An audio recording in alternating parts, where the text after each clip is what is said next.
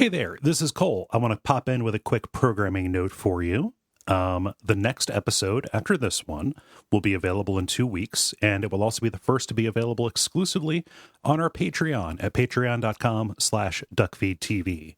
After that, episodes will continue coming out on Patreon every 2 weeks on a Sunday, usually in the afternoon. We hope that you enjoy this introduction to our Elden Ring series, and we thank you for listening. Some of our landings were desperate adventures. We are now prepared to meet the inevitable counterattacks with power and with confidence.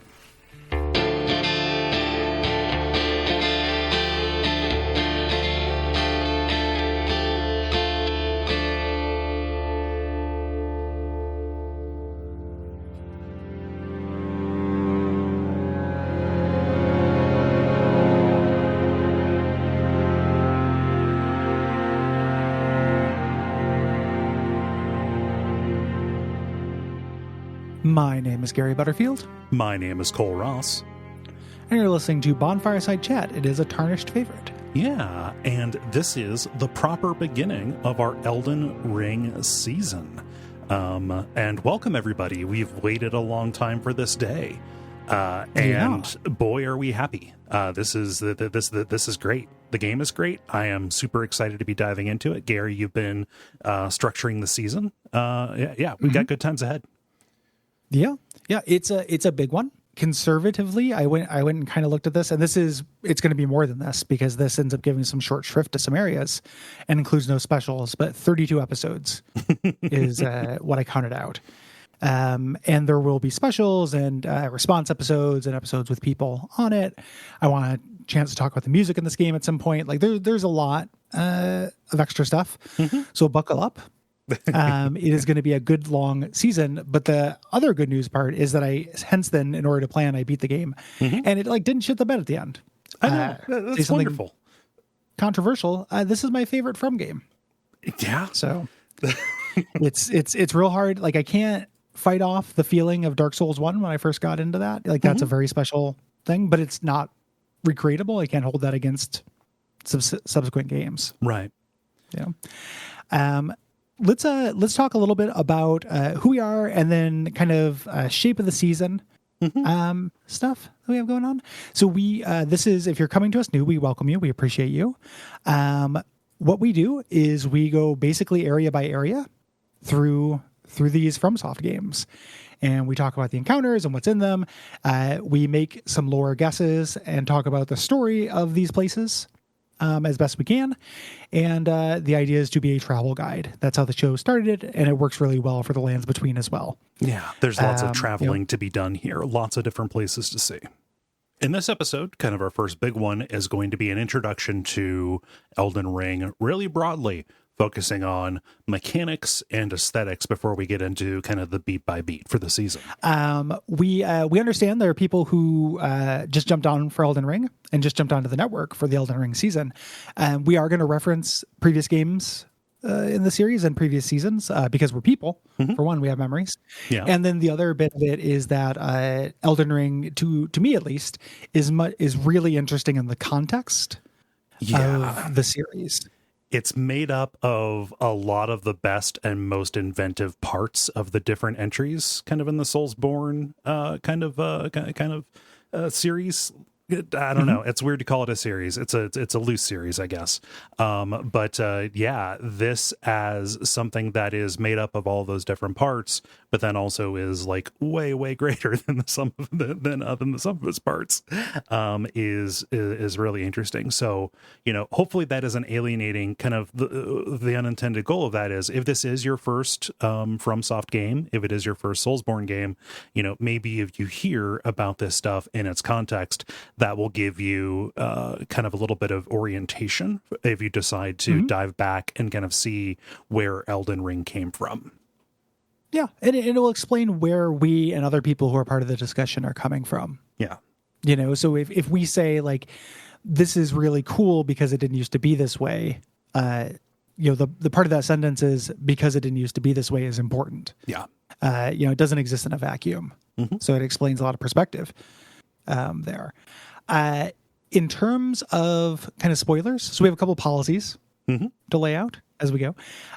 Spoilers are going to be tricky for this game because there's not, in Dark Souls 1, there was a clear moment. We refer to it colloquially on the network as the Anor Londo moment for kind of all games, where everything breaks wide open. This game kind of has a few of those, and it's non-linear. Yeah. So if you're playing along at the pace of the show, which is a major region every 2 weeks, generally, or a portion of it. So all the dungeons they're in, or a legacy dungeon. We eventually will have to start talking about things that you have never heard of. Yeah. The hope is, I think, that at this pace of the show, we can go through these areas and really, really drill down. Yeah. And people should be like not running out of track. You know, for us. That would be the hope. You know, these games kind of exist in two versions when you play them.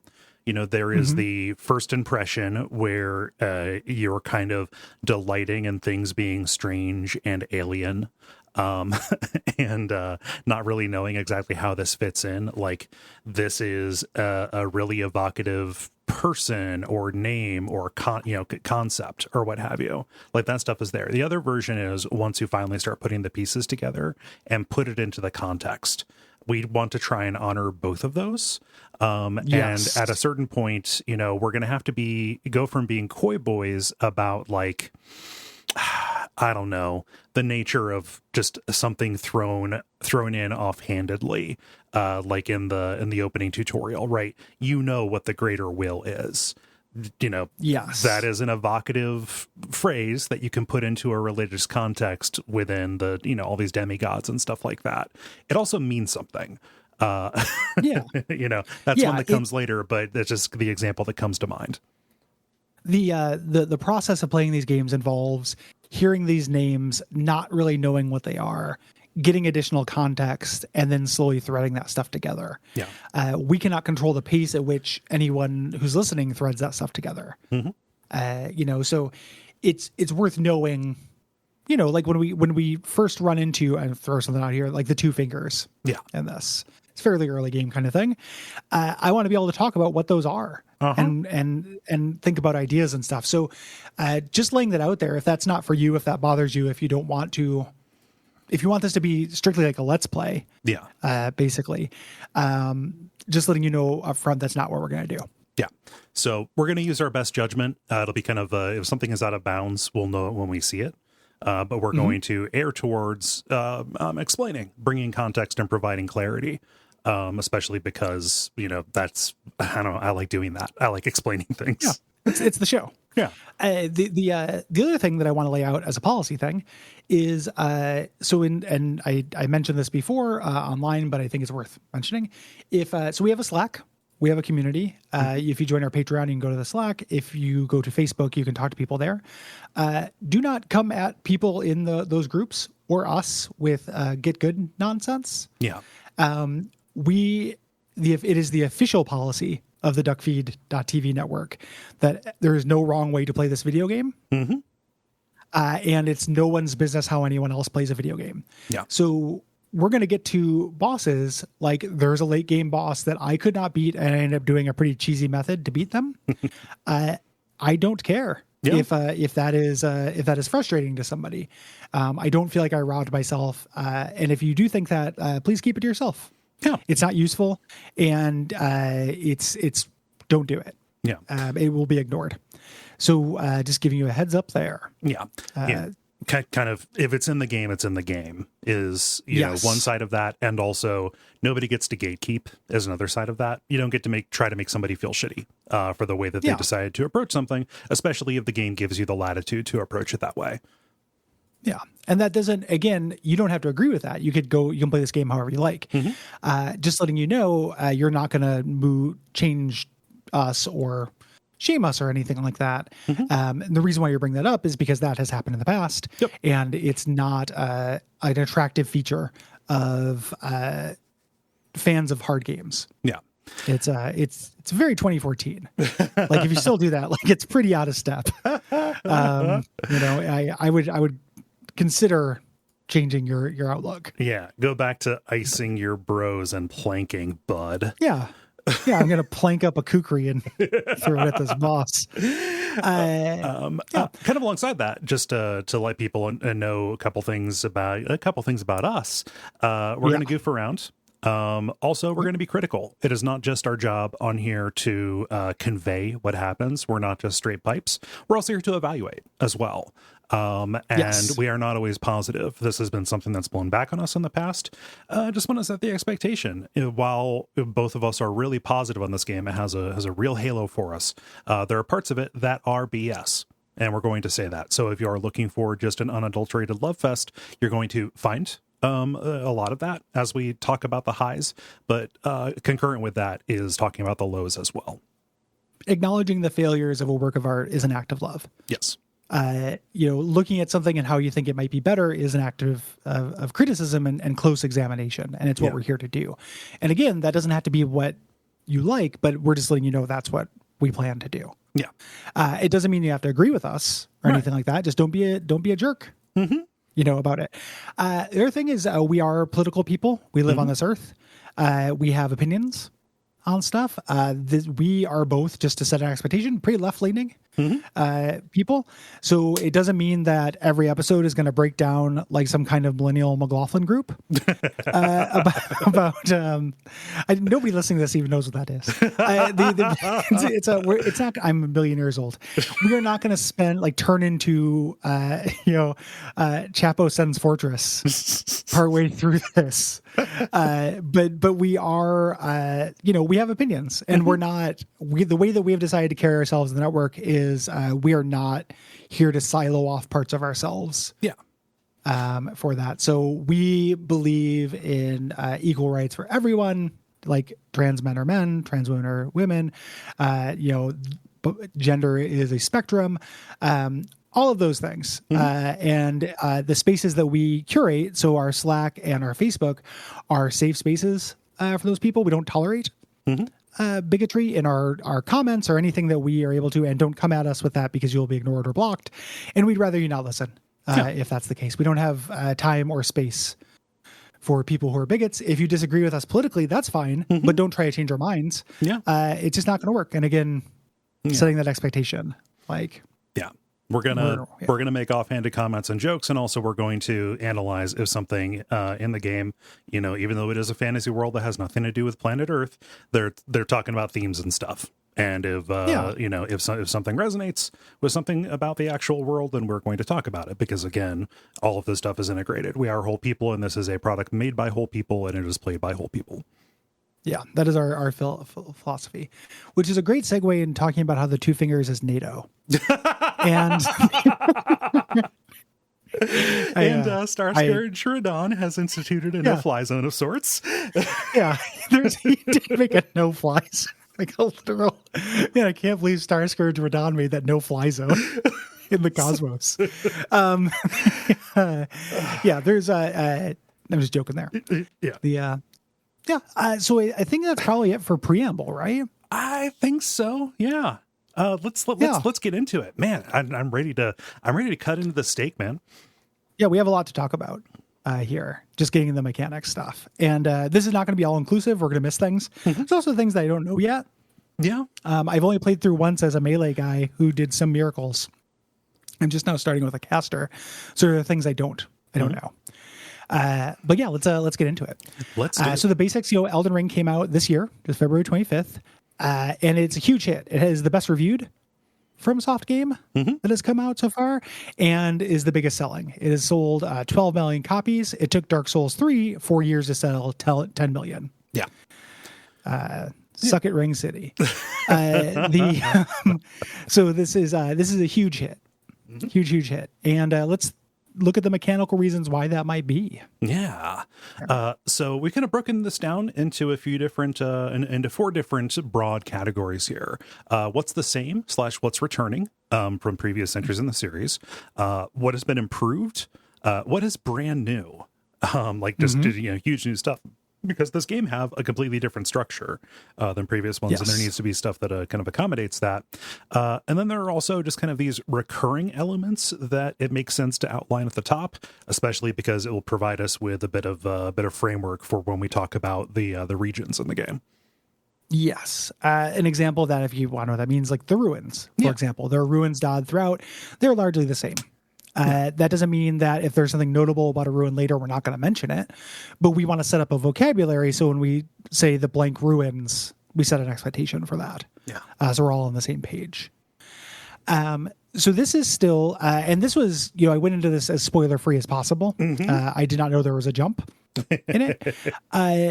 I was very afraid this was not going to be at a basic level very much a Souls-like. Same. But it carries that forward. It's a third-person action game. We have lock-on combat, stamina management, dodge rolls, bonfire checkpoints, things like that. There are some minor differences to a lot of these things, but all of that basic stuff is the same. That was the first of many kind of unclenching moments for me. We talked about it in the first impressions episode, but like the second I gained control and I saw like my hot items down in the bottom left, and I saw the health bars in the upper in the upper left, and I moved to the same and I could lock on the same, when I realized like, oh, this is just a Souls game, but with a bigger world. Okay, cool. Yep. Like I had that context. They didn't mess with the stuff that worked. That's what it communicated to me at the start. I did a backflip. I loved it so much because I didn't want anything new from that, because I like how this works.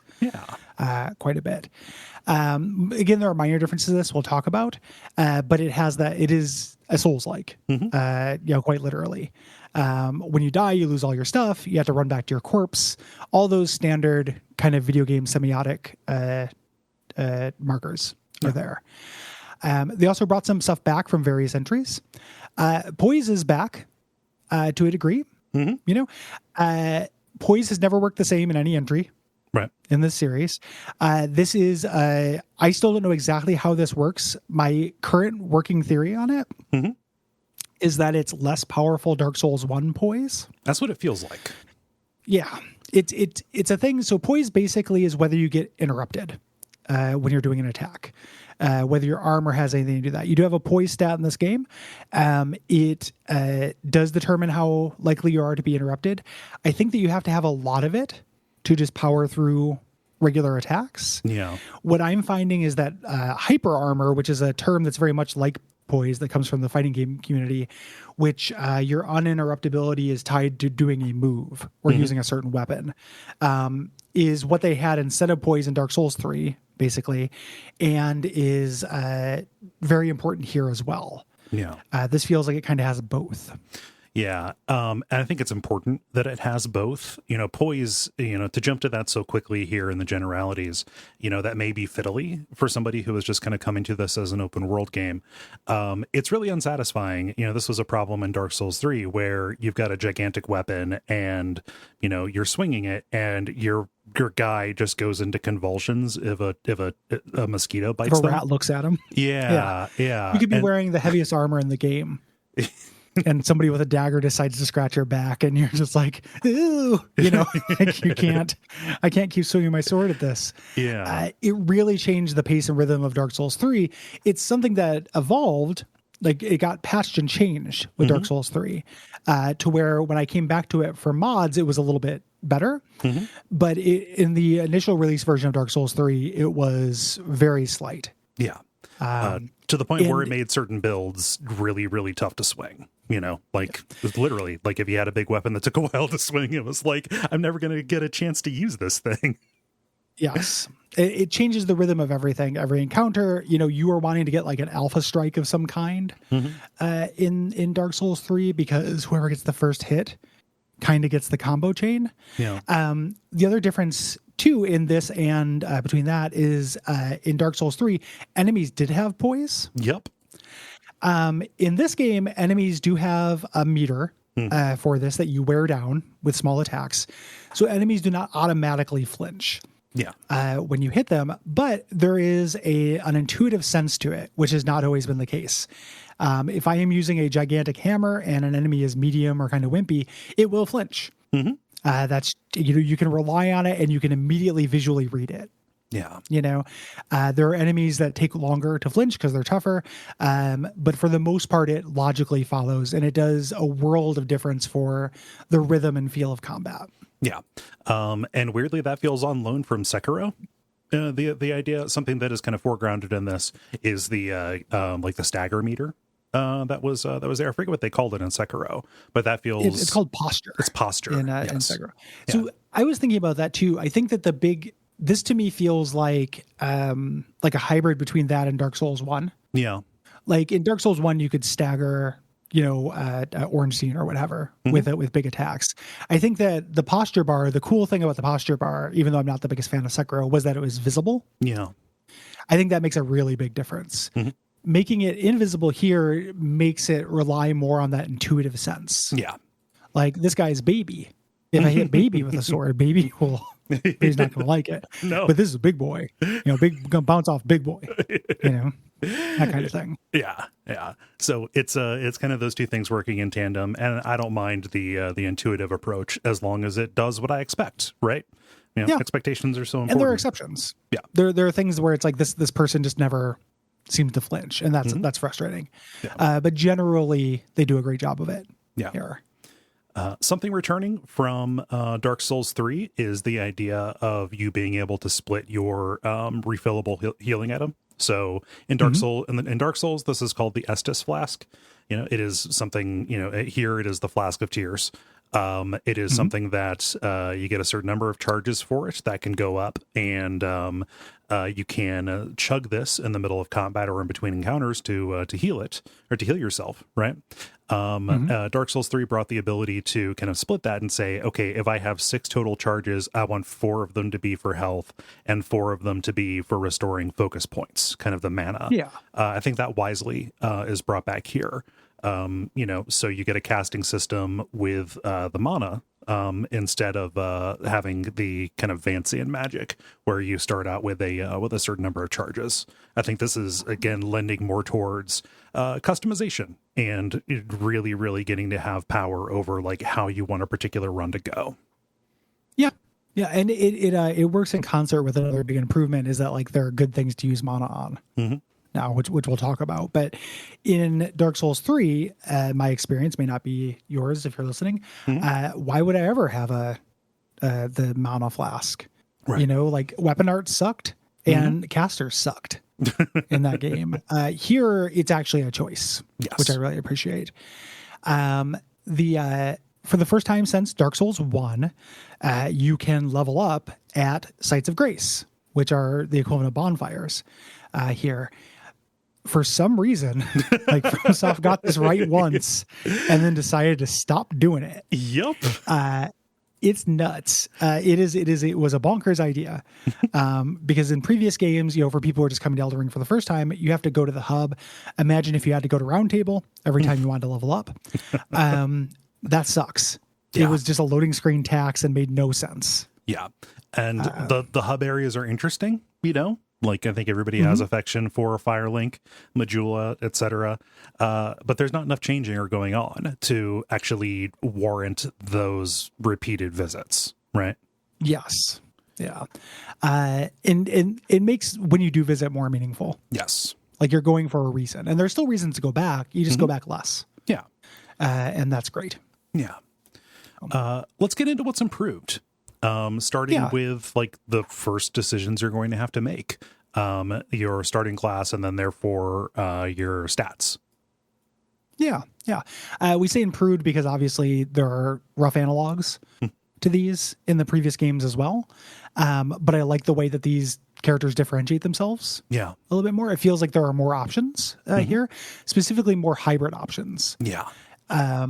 Previously you would have like tanky fighter, dex fighter, strength fighter, thiefy fighter, and then both kinds of mages. But here we have 10 classes, and they allow for hybrids. Yeah. So you can end up having something. I ended up playing my first playthrough as a confessor class, which is like a fighter priest. Yeah. With stealth elements. Like it is a neat blending. Yeah, and that's something that I'm rolling that kind of character now because I wanted to mess around with faith stuff. My first character was a vagabond, kind of the regular, standard tanky kind of guy. Yeah. I had done a hero first time, but then the horrible glitch that erases your save happened, and I lost a couple hours. Oops. It was a bummer. Yeah. And I'm playing through as an astrologer now, who's the pure mage class. Mm-hmm. But if you want to, you can play a prisoner who is a mage fighter of some kind.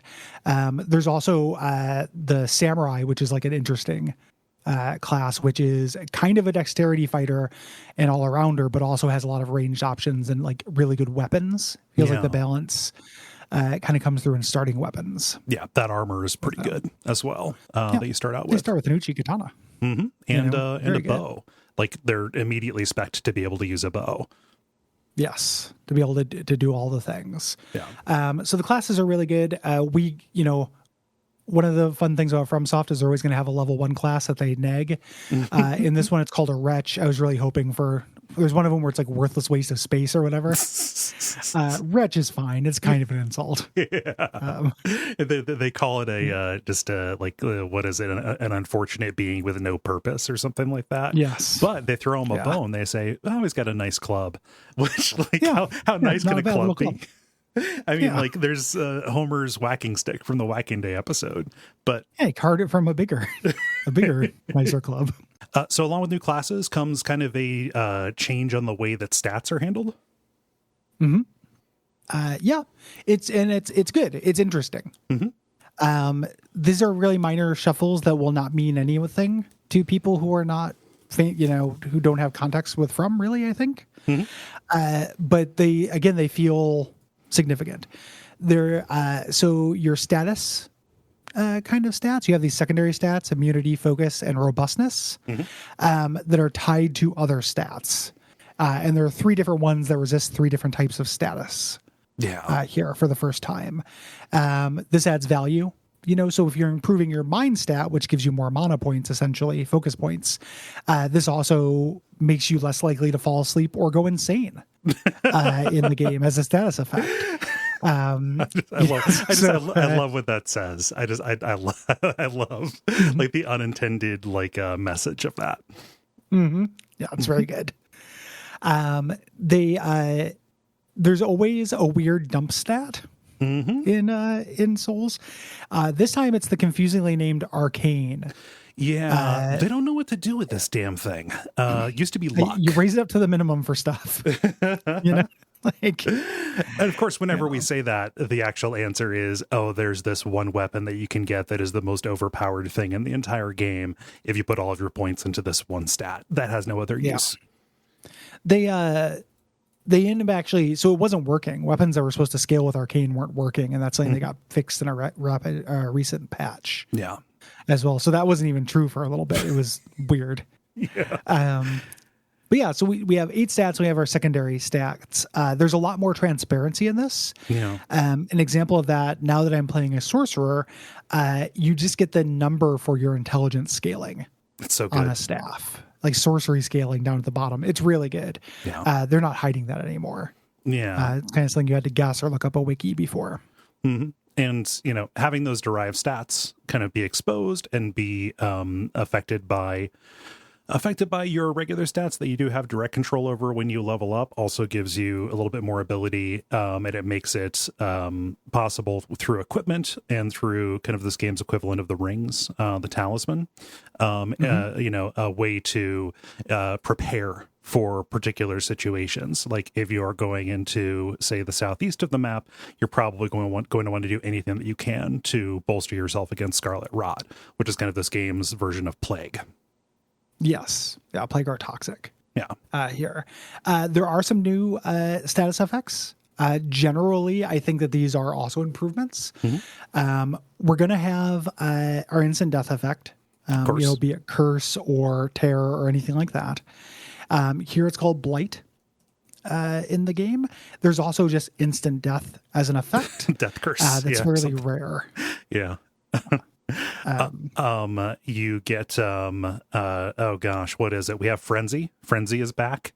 Still in the form of madness. Yeah. Madness form now. Still don't know how to feel about that.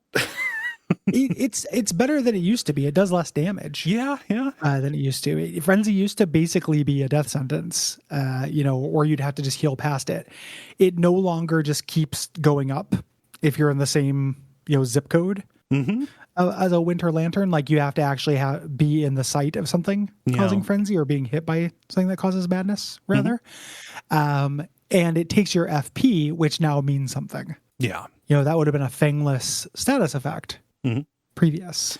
Yeah. I mean, additionally, you can also now inflict it on enemies as well. There are whole spells and incantations and, even weapon arts that will inflict madness. And, that is like one of the ones along with Scarlet Rot that is like directly associated with actual actors in the game's lore, which is neat. Yes. Yeah. Frostbite is like status effects in general are just much more powerful now. Yeah. Frostbite is back, despite being kind of rare in Dark Souls 3. Now it is much more prominent. Yeah. If you're frostbitten, you take more damage while you're frostbitten. And most enemies are susceptible to most things. Yes. As well. Sleep is the brand new one. I have not fucked around with it too much. It's so I know good. it does what it says. Yeah, apparently it's very good. I found a sleep dagger that I wasn't spec'd for, and I was like, oh man. I found a sleep sword that I could use, Saint Trina's short sword or something like that. That scales with intelligence, so it was perfect for my build at that point. And like its weapon art inflicts it just puts forward like a cloud of sleepy gas, and its attacks will build it up. It is a really overpowered thing right now because like it's like a stun, like you can take somebody off of the board for a little bit, so you can do it to a big guy, so you can focus on his ads, which is a good strategy, or you can just use it to get some free hits in on something pretty big. I've not had it long enough to see if it's like especially effective on bosses, but just like everything else, I'm sure that it will be, that they're going to honor it, that they will, have bosses that will be, susceptible to it. My understanding is that some bosses are not, but even when they are not, when they don't go to sleep, they lose their equivalent of FP and they get staggered. So that's hearsay. The other thing is that's back is bleed. It's called hemorrhage now, and it's really great. This refocus on status effects from the player side is wonderful. Yeah. Status effects were always a threat to your character in the game, and bleed has been viable for a while now. But think about, say, like Dark Souls 2 or 3, whether you would ever use a poison weapon. Right. You might use a poison spell, but a poison weapon is not going to be that useful. Here it is. Yeah. Like I have a poison bow. It makes every arrow poisonous. I use it a lot. This all leads into a general refocus and expansion on the idea of build and customization. Yeah. After these kind of took a real dip in Bloodborne and especially in Sekiro, right? Sekiro, obviously it's the odd one out because the game it was. Yeah, there really wasn't something analogous. Everybody's wolf would be the same. And we know that it's a different type of game too. Yes, like we understand that it's not a role-playing game and everything. Yeah. We're just comparing it to From's lineage, not necessarily. We understand it's a different series. Yes. Yeah. But wow, there are so many builds here. And something that is pretty important is respecs open up pretty early on. And they're plentiful. They're not unlimited, but they're plentiful. Yeah.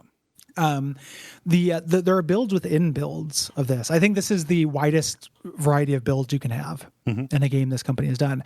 So like I'm playing a mage, but what if I want to play a gravity mage? Or I'm playing a priest, but what if I want to be a fire insanity priest? Yeah, it's there. Like it's there, or I want to be a beast priest. I want to be a stone beast mage. Priest. He's not just a wrestler anymore. Like it's not just a Venture Brothers villain. Yeah, beast priest. Like that is a viable thing. Or I want to be a half dragon caster. Or like there's just a lot there. Bows are really viable. Bows do a lot of damage. Like an archer build would be viable in this game, unlike other games. Focusing on a status, as we mentioned, very viable. A tank build is viable again. Armor makes a really big difference, and shields work. Yeah, and they just got more shields effective. Are important. They just got more effective in the recent patch too. Yes. builds are back, baby. Awoo. You can do a lot of different things. Yeah. Here. Yeah. Great job. Something to help you make those builds is the rings. So you get talisman here. And additionally, if you're going to be one of those special kind of casters, more powerful spells will take up spell slots. Previously, you just got the ring slots you got. It was 2 in Dark Souls 1 and then 4 in the ones afterwards. And then for spell slots, that was actually determined by a stat. Which was a little bit of a bummer because, you were taking a level up and sinking it into attunement instead of making those spells more powerful.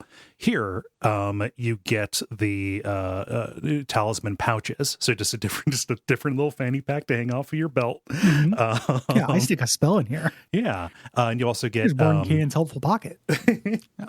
And then you also get like memory medallions to give you extra spell slots. These are incredibly meaningful rewards, which really boost you. Give you a backslap and an attaboy for going out of the way and taking on powerful stuff. Yes. And they tie that character customization into advancement into the game world as opposed to simply numbers. Yes. So you don't have that feel bad of leveling up attunement.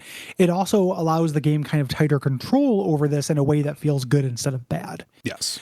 Ties into an expanded reward economy in this game. You can, everything is optional. You just follow your own curiosity for the most part. Most things are off the beaten path, but there are intrinsic and extrinsic reasons to do this.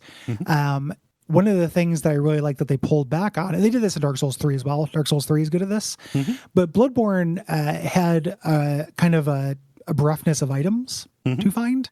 We're back to just carrying around everything from every weapon shop in Final Fantasy with us. And yes, you can't use most of that. So you're going to get to the end of a dungeon and I'm not a caster, I just got a spell. So what is my reward other than some art and a little bit of lore? And that could be a feel bad thing. But in say Bloodborne, they replace that with nothing or chalice dungeon bits, which we'll talk about that as well as an improvement in this game, kind of. But 2, there's so many of them that it's hard to get mad at. Yeah. I was finding things I could potentially use at a really regular clip or things that I was excited to use in a respec or another playthrough. Yeah.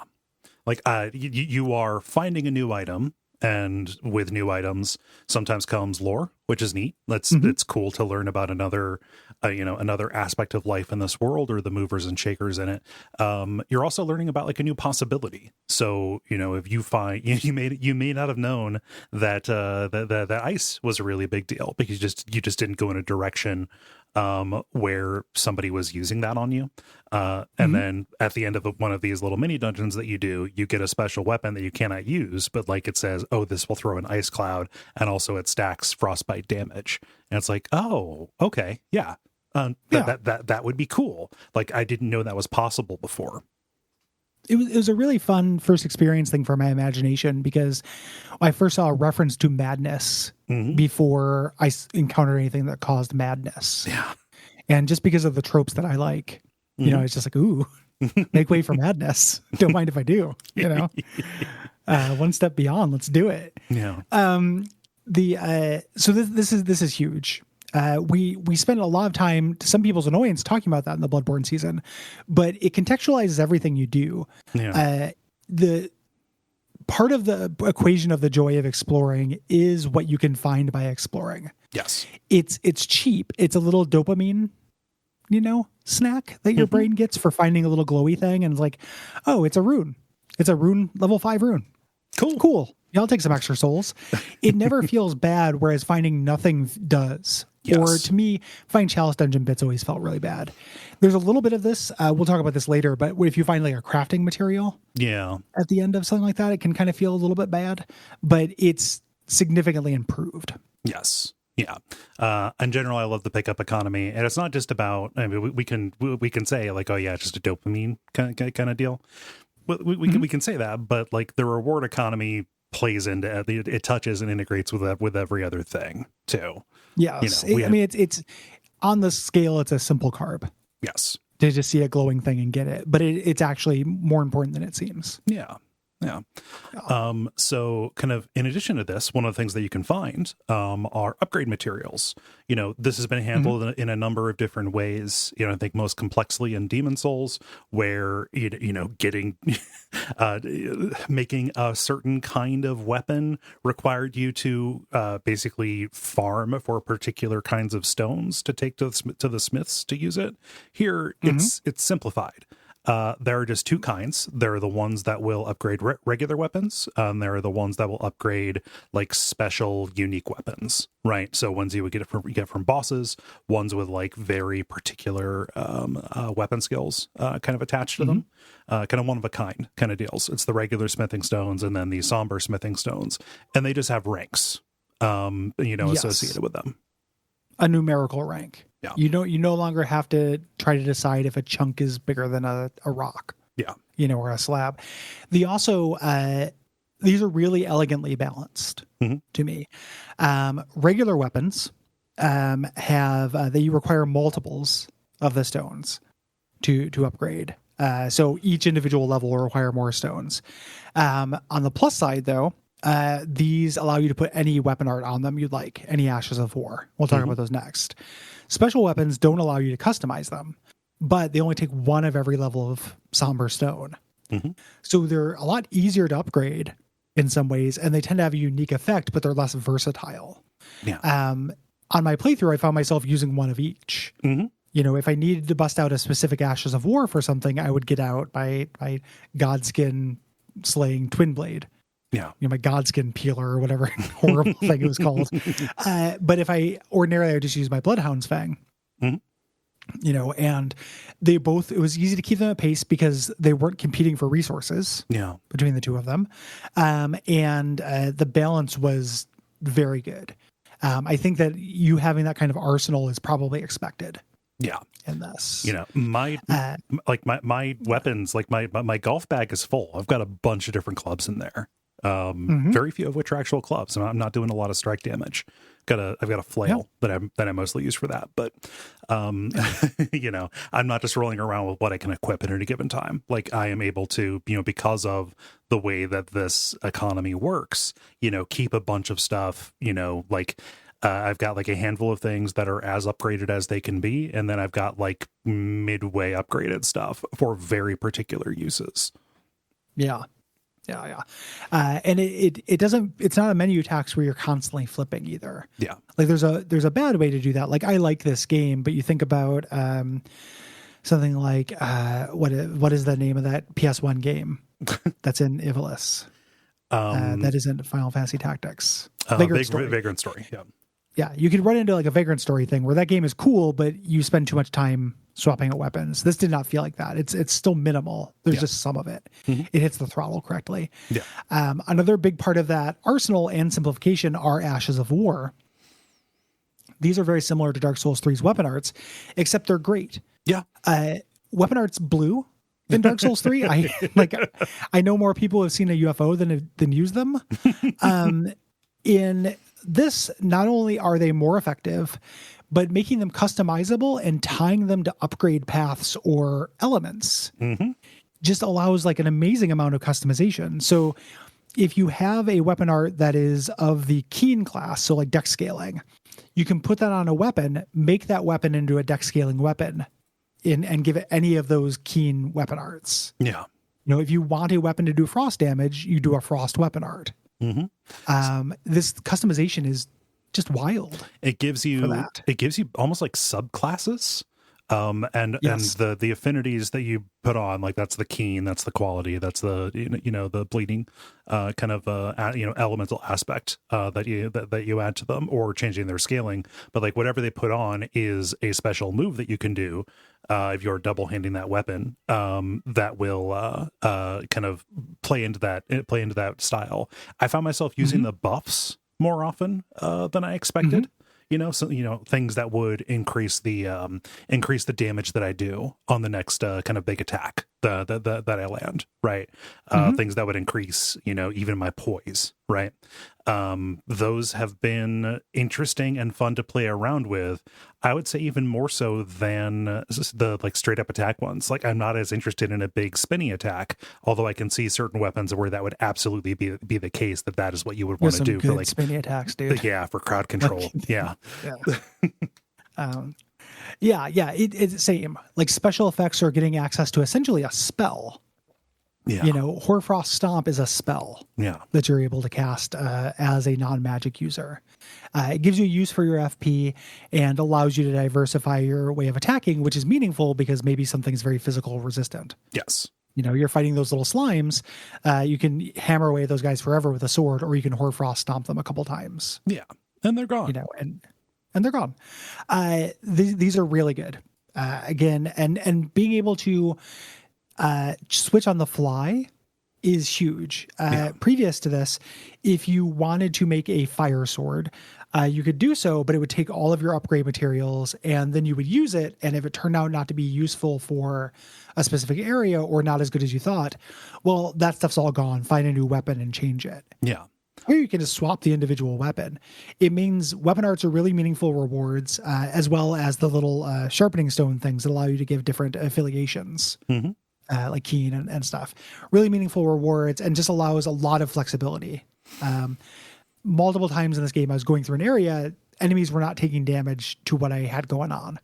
So I went and threw magic or fire or something onto my weapon. Yeah. And it made a big, big, big difference. Yeah, I bounced off of this and then realized, okay, no, I need to change my approach, and end up being able to use planning and knowledge of the systems to surmount a challenge that, in other contexts, in varying degrees, would necessitate just outright skill or patience, or just gritting your teeth and getting through it. Yes, we talk about on this show and then also on the network that kind of dividing line in video games between planning and execution. Yeah. And there are games where they fall, entirely on one end of the spectrum or another there. And my favorite thing about early Dark Souls, my favorite Dark Souls games, is that they're really in the middle. Like, there's a lot of planning that goes. You dismantle a situation, and then you also have to execute. When I don't like this series is when it leans too far into execution. Yeah. Here we are firmly back in both are equally weighted. Yeah. Territory, which is really empowering and important. Yeah. So one thing that's worth noting about this is that there are things that are definitely overpowered because of this build variety. It's an open world game where you can tackle things in any order, and you can go and get very powerful and come back and fight enemies. There are kind of meme builds right now. They're really huge, some of which just got patched yesterday. There's a moving target going on with this. So we're going to make some statements. Like, right now, we can say, like, bleed is really powerful. Frostbite is really powerful. That might change, as things go on, and we can't do anything about that. Yeah. So maybe check the most recent patch notes and don't base your build on what we say, especially if you're listening to this really far after the time we're recording it. Yes. Yeah. Let's talk about other new stuff. Let's do. There's some things that, new improved stuff. Yeah, there's some things that needed to improve, change subtly in order to kind of better match mostly like the new structure for the game. So these like are concessions, like for the fact that we're going to talk about the jump later, but things like reducing fall damage, making it so that you just have a bunch of stamina at the start so you can maneuver better, kind of take advantage of the increased mobility. I think. Well, not only that, like the weird secret all-star of that I forgot to mention when we were talking about our notes is that you have unlimited stamina if there are no enemies around. Oh yeah. Yeah. How good is that? How smart is that? How annoying was it in Dark Souls 1 to run back through like an area with no enemies and have to manage your stamina? I have to do enough of that in real life. Yeah. Do you know how hard it is for me to walk? It's not hard for me to walk. No. But it's significantly, it's just smart, and it doesn't hurt anything. It just uses less of your time. Yeah. It's so good. It's really good. And also reducing fall damage is amazing. I mean, there are falls that will kill you. There are falls that will take a pretty substantial chunk out of you, although it will damage endurance first. It will damage your stamina, which is nice. But like, this is a game that kind of is asking of you to kind of get up there and makes literal leaps of faith. And, getting a sense of how far you can fall without dying, or, proceed at your own risk, but like, checking the messages on a ledge to see if it's going to kill you. Like all of that just kind of widens the possibility and makes it, less punitive. It's not going to kill you just for wondering like, all right, I think I can kind of make it. Sometimes it does. Yeah. But, I mean, sometimes it does. Yeah. You can still throw down a stone. Yeah. But it's more generous. We'd be remiss not to shout out a friend of the show, Illusory Wall, whose upcoming video at the time of recording, it may be out by the time you hear this, is about fall damage in Elden Ring. Yeah. So if you want to see like an in-depth explainer of that with, data mining and testing and stuff, he's done that. And also you should patronize Illusory Wall and watch all their videos because they're incredible. Yeah. But I'm looking forward to that because it does feel less percentage based. To me, it feels like, something either does damage or it doesn't. Yeah. When you fall. To me now, but it is a really big deal. Yeah. That it does that. Lots of little easy use things. You can fast travel to any site of grace from anywhere. You don't have to be at a bonfire to fast travel. Boy, is that still in my memory, though. Is that still in my muscle memory? I still sometimes sit down at a site of grace and then go like, okay, where's travel? Oh, wait, no, I don't do it from here. Shit. You don't have to do it from there. No. Once you get used to it, it's very liberating. Yeah. You can't do it when enemies are around or enemies are aggroed, but because it's a big open world game, you just run away until you can fast travel if you want that. Yeah. That's huge. You used to have to go through the hub, like leveling up. Yeah. Ridiculous. Yeah. In Demon Souls, you had to do that. In the original version. Yeah. There are a lot of bonfires, sites of grace. Yep. And they tell you where to find the next one or the next bit of your goal. They point in a direction. Yeah. That is really nice because, the way that the game is structured, you're going to be, you're going to venture in one direction until you kind of hit a bit of resistance and then go somewhere else. Like when you go back to the furthest that you went, previously in a different place, to have that little reminder, like, no, I'm not actually following I'm not strictly following the road. I need to like check over here in these hills that this is pointing towards, right? The road may be a quick way to get over there. But like that, having that guidance in addition to just the natural way that the world design steers you, is a really nice and ultimately subtle touch. It literally points you in a direction to go, without damaging the aimless, this world is gigantic and, nobody is holding my hand. How they managed to be lost. Yeah. And how they managed to have both of those things coexist, I will never know. But I'm happy they did. Yeah. There's a lot of reconciling a Dark Souls game with an open world game that happens in this that is really clever. One of the things that is like my main thesis where I think about this game is that I feel like very, very little was taken away. Yeah. In the move to this type of game and move to open world. I feel like it was almost purely additive. Yeah. Our hub that we have, the round table hold, you can go to this from anywhere. Once you unlock it, it's kind of off the map. And they add spaces in the game now. There are more than just the round table hold. Special spaces where you can't attack. Yeah. This means you can't accidentally hurt a merchant, which was a big thing when you put down your controller back in the day. There's still an absolute mechanic in the game in case you attack another merchant out in the field. But in the big areas with the major NPC hubs, you're not going to accidentally fight anybody. Yeah. Something that's kind of akin to that is something that is actually returning from Dark Souls 3. I think in Dark Souls 3 it was ashes or dust or something like that. But here, if somebody who is a merchant or somebody who had like items that you could get dies, they will drop a bell bearing, little dangly clacker from inside of a bell. You can then take these to a special merchant and round table hold and just get access to their entire selling inventory. which is which is good. So, if somebody happens to die just because you progress the a quest without actually buying everything from them, you do not lose access to whatever they had, which is a nice little concession. And it does mean that mechanically it's advantageous to kill every merchant. Which I don't do because they're nice guys, but you just want to take their bell bearing and then have all the merchants in one place. Mm-hmm. I don't do this. No, only monsters do that. I just leave a marker where they're at and then try to remember. Yeah, well, that's actually something that just got patched in. Markers on the map for NPCs. Oh yeah. Just got patched in yesterday, and that's huge. Yeah. Like that's not an improvement. It's an improvement that happened between like last time we recorded and this time we recorded. I know, right? So it is an improvement over old Elden Ring. But they put NPCs on maps now, which is great. Yeah.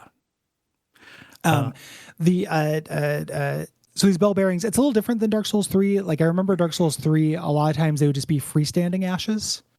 Mm-hmm. They wouldn't be associated with a merchant. Like you would just find a set of ashes, or the badges in Bloodborne. Yeah. Were the same way.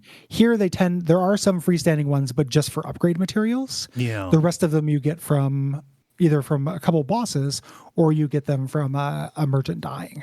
Yeah. Of some kind. Stealth is back from Sekiro. Oh my God, this is so good.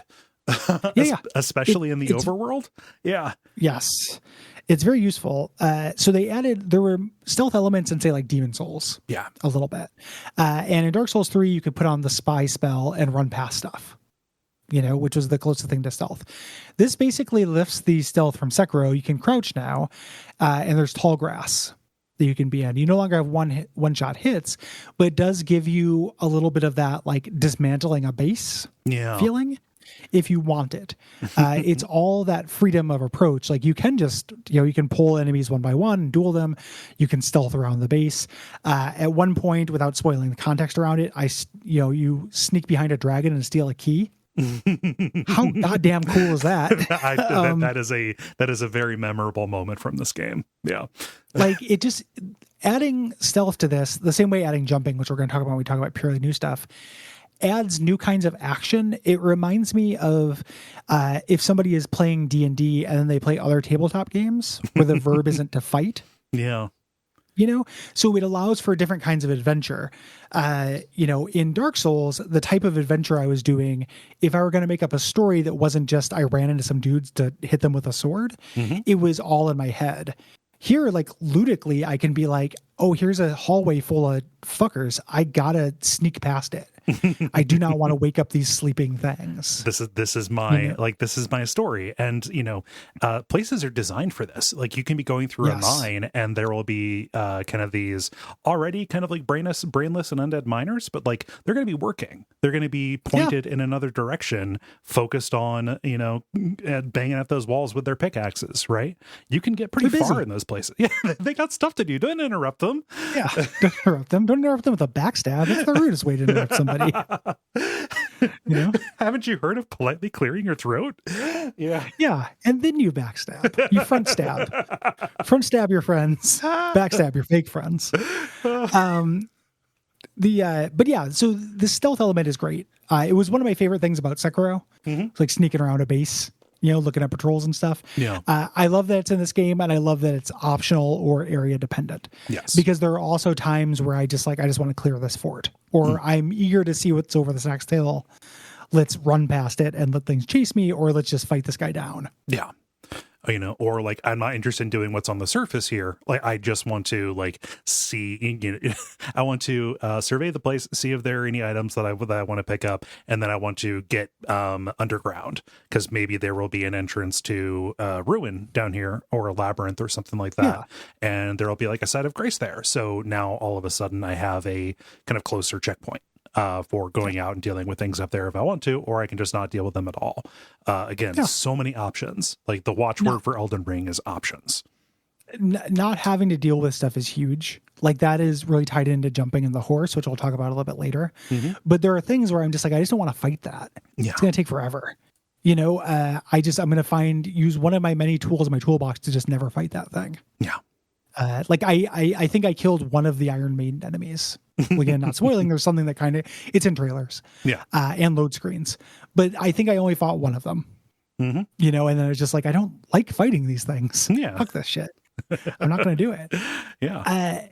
Soapstone messages are more useful in the context of an open world game. There are more secrets. There are more directions. Like there are, you know, a whole compass of directions in any given area. So if someone says, you know, necessary item ahead and then points in a direction, like an analog direction, that has more meaning than a set of hallways might have that meaning. Like that can mean a lot more things. And like the way that these stick out is really good, you know, and as you are going down a path with your horse, you know, maybe charging from place to place, you know, so much of my exploration and a lot of, you know, actually finding things that I otherwise wouldn't have found because I was eyes on the prize or I was just sticking to the road was like, all right, there is a series of not just blood stains, but also soapstone messages, like roughly in this direction, you know, so I like can get off and then take a look and read this. Well, you don't have to get off the horse to read them, but you can kind of see like somebody saying, hey, precious item ahead, or strong enemy, you know, pointing towards like a group of trees or whatever. Like this is, you know, kind of making the world more digestible and making everything feel a little bit more like a community effort. You know, somebody found it captures Dark Souls 1 feelings. It really does. To me. Some of this may just be because we are playing this at a very, very busy time for it. You know? Yeah. And it's that for sure. They're more useful than they used to be because I did not know the language of this game to understand, you know, I didn't want to hump every wall to see if there's a secret door there. And then other people do that. And they just tell me when it's at, and I give them a good rating and keep going. Or they lie to you. These modern day. They lie to me. Yeah, modern, like these brave iconoclasts, these Anthony Jeselniks who are just in, man, can you imagine the humor of saying secret wall and then there's not a secret wall? What a knee slapper. I have been hoisted. I get very irritated by troll messages in this game unless they're very clever. Yes. You have to be funnier than making somebody walk off a cliff. You have to call things that aren't dogs. That always makes me laugh. That's funny. My new favorite one of that is likely prawn. Like there'll be like a horse, like likely prawn. Like that makes me laugh. And then the other meme one that still makes me laugh is you don't have the right. But there are ones that are too irritating. I will die before I praise the message. Like when people are like, no secret path, but praise the message. Clout chasing. Fuck you. Yeah. Don't tell me what to do. I will fucking kill you. Like I will never praise your message. Don't beg for it. Don't want it. You've made an enemy for life. Yeah. I will study the blade. My son will kill your son. Do not ask me to praise your message. But every once in a while, there are legitimately like pretty good jokes. Yep. There are a lot of people who have done unironic, didn't expect a weak foe. And those always kind of frustrate me because we're going to talk about this, but I like that there's a wide panoply of boss difficulties. Yeah. There's the hardest boss in this game, like the challenge boss, and somebody put that by the bonfire after you beat it. I didn't expect weak foe, ... And that got a big laugh out of me because I'm like, yeah, I guess I didn't either. You know, it was like, this took me 20 tries, but yeah. Why not? Good. Yeah, good job. Well done. Yeah. So every once in a while there are good jokes, but a lot of times there's useful stuff, and it pretty quickly you can ignore the non-useful. Yeah. Kind of horse shit. You kind of learn to read it. One of the best ways to find useful things is to use the Duckfeed group passwords, either Duckfeed or Flock with a capital F. You can sign on to multiples of these. This is an improved thing because there had always been passwords that you could set up to co-op with specific people. This is for communities. And it's super good because both messages and bloodstains will get rings around them if it's somebody in your community. Like I immediately will read anything that a Duckfeed person has put down because they've never steered me wrong. Well, and if somebody in one of the groups you're in beats a shard bearer, you get bonus runes for a period. So it's real nice. Like it's a really cute. It's non-spoilery. It's very good. Yeah, do it. Join us. It's real fun. There's some stuff that you could do before that is easier here. So you could do jump attacks before, you know, by tapping forward and R2 at the same time. It was awkward. You also had charge attacks. What's useful now is that they just do more damage and do more stagger. Yeah. Traditional backstabs are back. No longer do you have to charge for them, which I love. Yeah. That's good. But just these are just things they've had before that are just better explained and easier to do. Yeah. Multiplayer is so much easier now. There are no faction requirements. Like, you do not have to join a covenant in order to make different kinds of multiplayer happen. Some of the items where you can do unlimited like invasions are hidden behind quests, but like they're not especially difficult, and you can get to them right away if you want to. Multiple quests. Yeah. Like there are different items like that and different ways to lead to them. So if you're a PvP person, you have options on how to get that unlimited PvP item. You don't have to use a rare item to see summon signs. Like, there's an item, but you craft it and you make it out of readily available materials that are just scattered across the land. And so as you're riding by on your horse, you just yoink those things up. And I've never gotten to the point where like, okay, I only have 3 humanity sprites left. So I gotta make sure that the next time I co-op, it counts, right? Well, this ties into the way that they've changed multiplayer again in a way that I think is really clever, where you use that item, but instead of it being binary, like a thing you toggle, like being embered or what have you in Dark Souls 3, it's something that lasts just until you summon and lasts in a certain area. Yeah. The reason why that's important is because it cooperates with the invasion mechanic. We'll talk about that a little bit later in detail, but the simple version is you can only be invaded when you have somebody with you. Yeah. Not only does that give the natural disadvantage to the invader, which is the way it should be, but it gives you're not going to turn human for a boss, beat the boss, and then be at risk of being invaded after the boss when you're checking out a new area. Yeah. You're no longer, for the sake of, you're no longer human. You're no longer using that finger. In this game, so you don't have to worry about that. Yeah.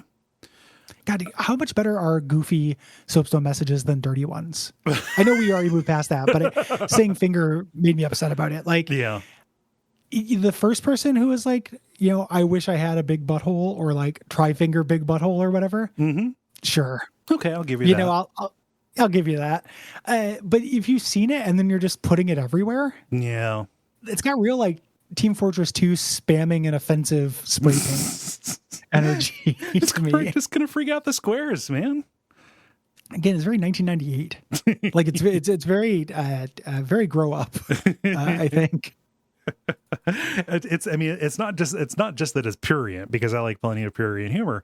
It's that it is unoriginal. The first person who did Magnificent Chest Ahead or something like that. Cool. Sure. Good one, bro. Try Good one, man. Like there's sticky white stuff ahead. Like there's a dirty joke is good. Yeah. But just everyone who's like, oh, jokes have been solved. I don't have to think anymore. Like, that is a bummer. Yeah. And then also tons of horrible sexism. Of course. Tons of sexism that happens. And then tons of like, I'm finding a lot of embarrassing incel shit. Like a lot of no maiden, therefore, and then like people jumping off cliffs. I'm like, take that shit off main. Yeah. Man. Come on, dude. Come on.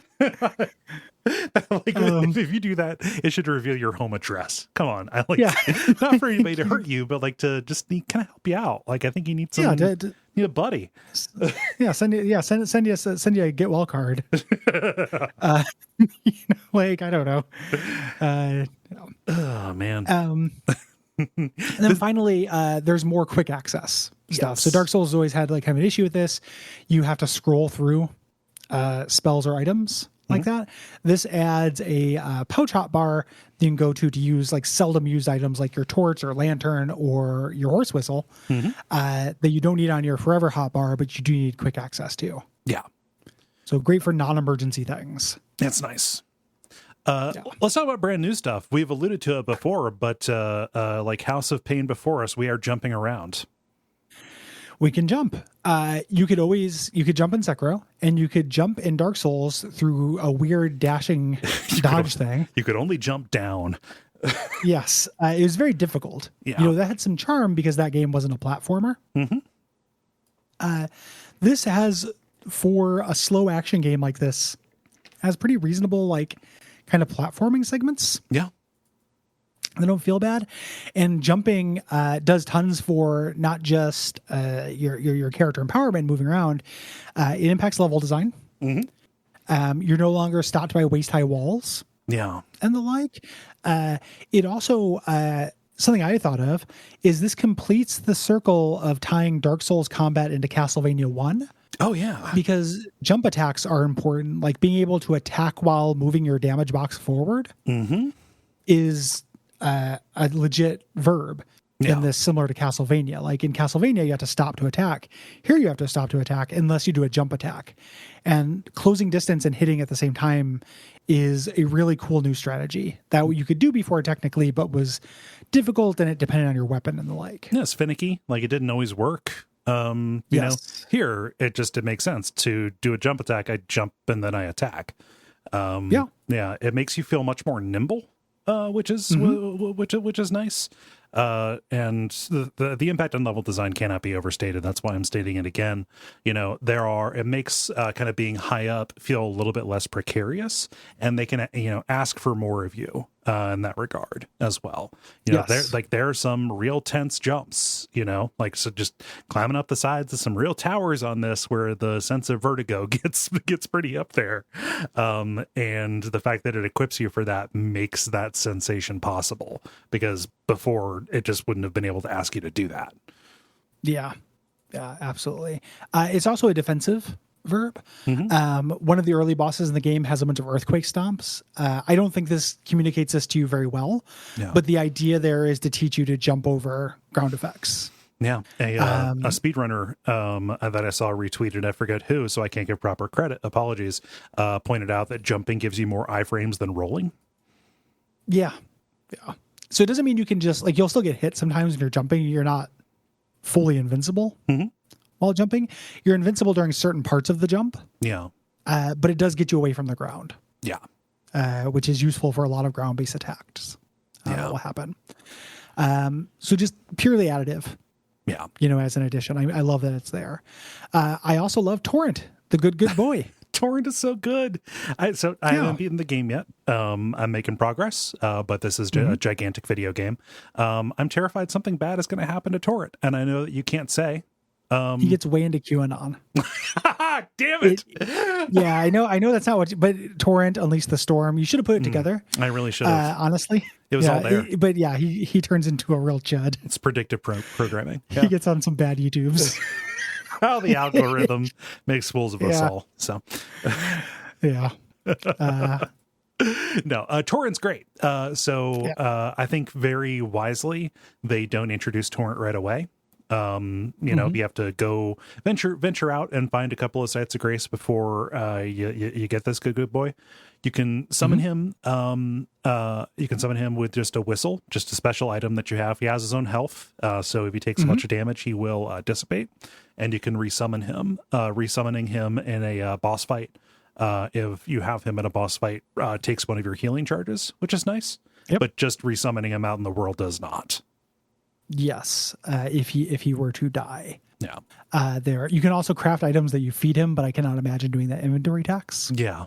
To restore his health, personally, even though I love him. Yes. He's a good boy. They did a ton of things with this in terms of ease of use. We mentioned this earlier, how you can pick up things from Torrent. That on its own is really, really good. Yeah. Imagine, you know, how irritating it would be to get off this horse. Oh, man. Every single time you want to do something like that. The outcry. Like, if they didn't put that in, they would have to patch it. Like. They also gave him a double jump. So Torrent is actually sometimes, like, there's platforming in this game, and then there's horse platforming. It's not just an event at the Dark Olympics. They call it dressage. Yeah. And it ends up making Torrent a good choice for, like, a lot of platforming challenges. If you're able to. It makes a delightful little sleigh bell noise when you do it. He summons a little spectral platform under him to give him a leg up. Yeah. What a good boy. Yeah. It also makes moving through, it contributes to that avoidance we talked about earlier. If you don't want to fight something that's in the overworld, you don't have to. You can run away from bosses, like field bosses. I'm like, I just don't want to do this right now. You don't have to. Yeah. And it obviously makes getting to places easier. They also incorporate it into some puzzles. There are places you can only get to with Torrent. He's fully integrated. Yeah. Fully integrated, and there's basically zero friction to using them. Yes, which is the way to do it. Yeah. This does introduce mounted combat, which I do think could be better. It's an awful lot of like either tightly circling around somebody or attacking in passes, kind of trying to time your swipes. This is a way to make field bosses easier, though. There are some that feel like especially designed for you to kind of have your little spirit summons fighting on the ground, and you kind of like harrying things from the edges from horseback. To me, it fixes dragon fights. Yeah, is the big thing it does. Like fighting the dragon on horseback, even with or without a summon, feels more epic and cool than going toe to toe with it. Like it's a lesson. Like or ordinarily, you just kind of go right into its crotch and like hang out and hope it doesn't breathe fire on you. This feels cooler. I like my instinct is to agree that it's not perfect, but I also don't know what to do differently. Like. Mounted combat is passes. Yes. Like that's why you do it. I think that the issue with the game, the criticism, and I think Will is the person who originally made this on Twitter, so I'll give him credit, is that there are bosses that do seem like they're made for it, but they're actually way harder. Yeah. Like if I'm fighting another horse boss, I want to be on my feet. Yes. I need to be able to dodge roll and stuff. But if I'm fighting a dragon or something like that's bigger than anything, I do want to be on my horse.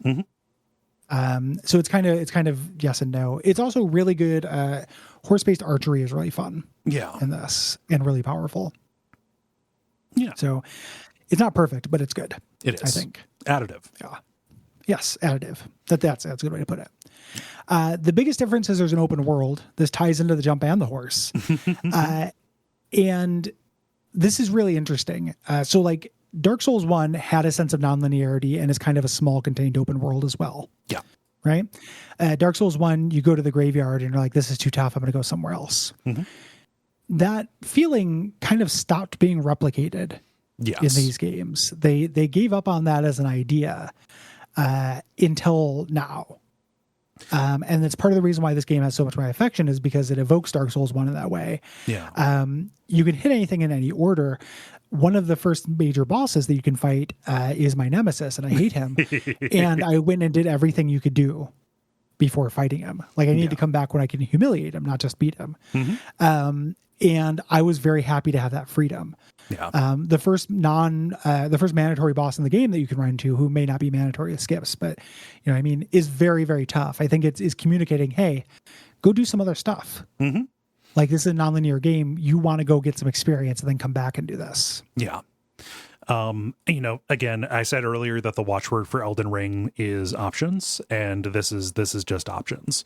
And also, like, I think that it plays into a tone and a feeling. The fact that this sprawls, the fact that something that returns from Dark Souls 1 is I see something at the distance and I know that I'm going to go to there. Here, it's always the case. And you're going to cover a lot of distance to do it. There is the intimidation at the start, and then there is the sense of triumph as you uncover stuff on the map and realize, like, no, like I'm mastering this space.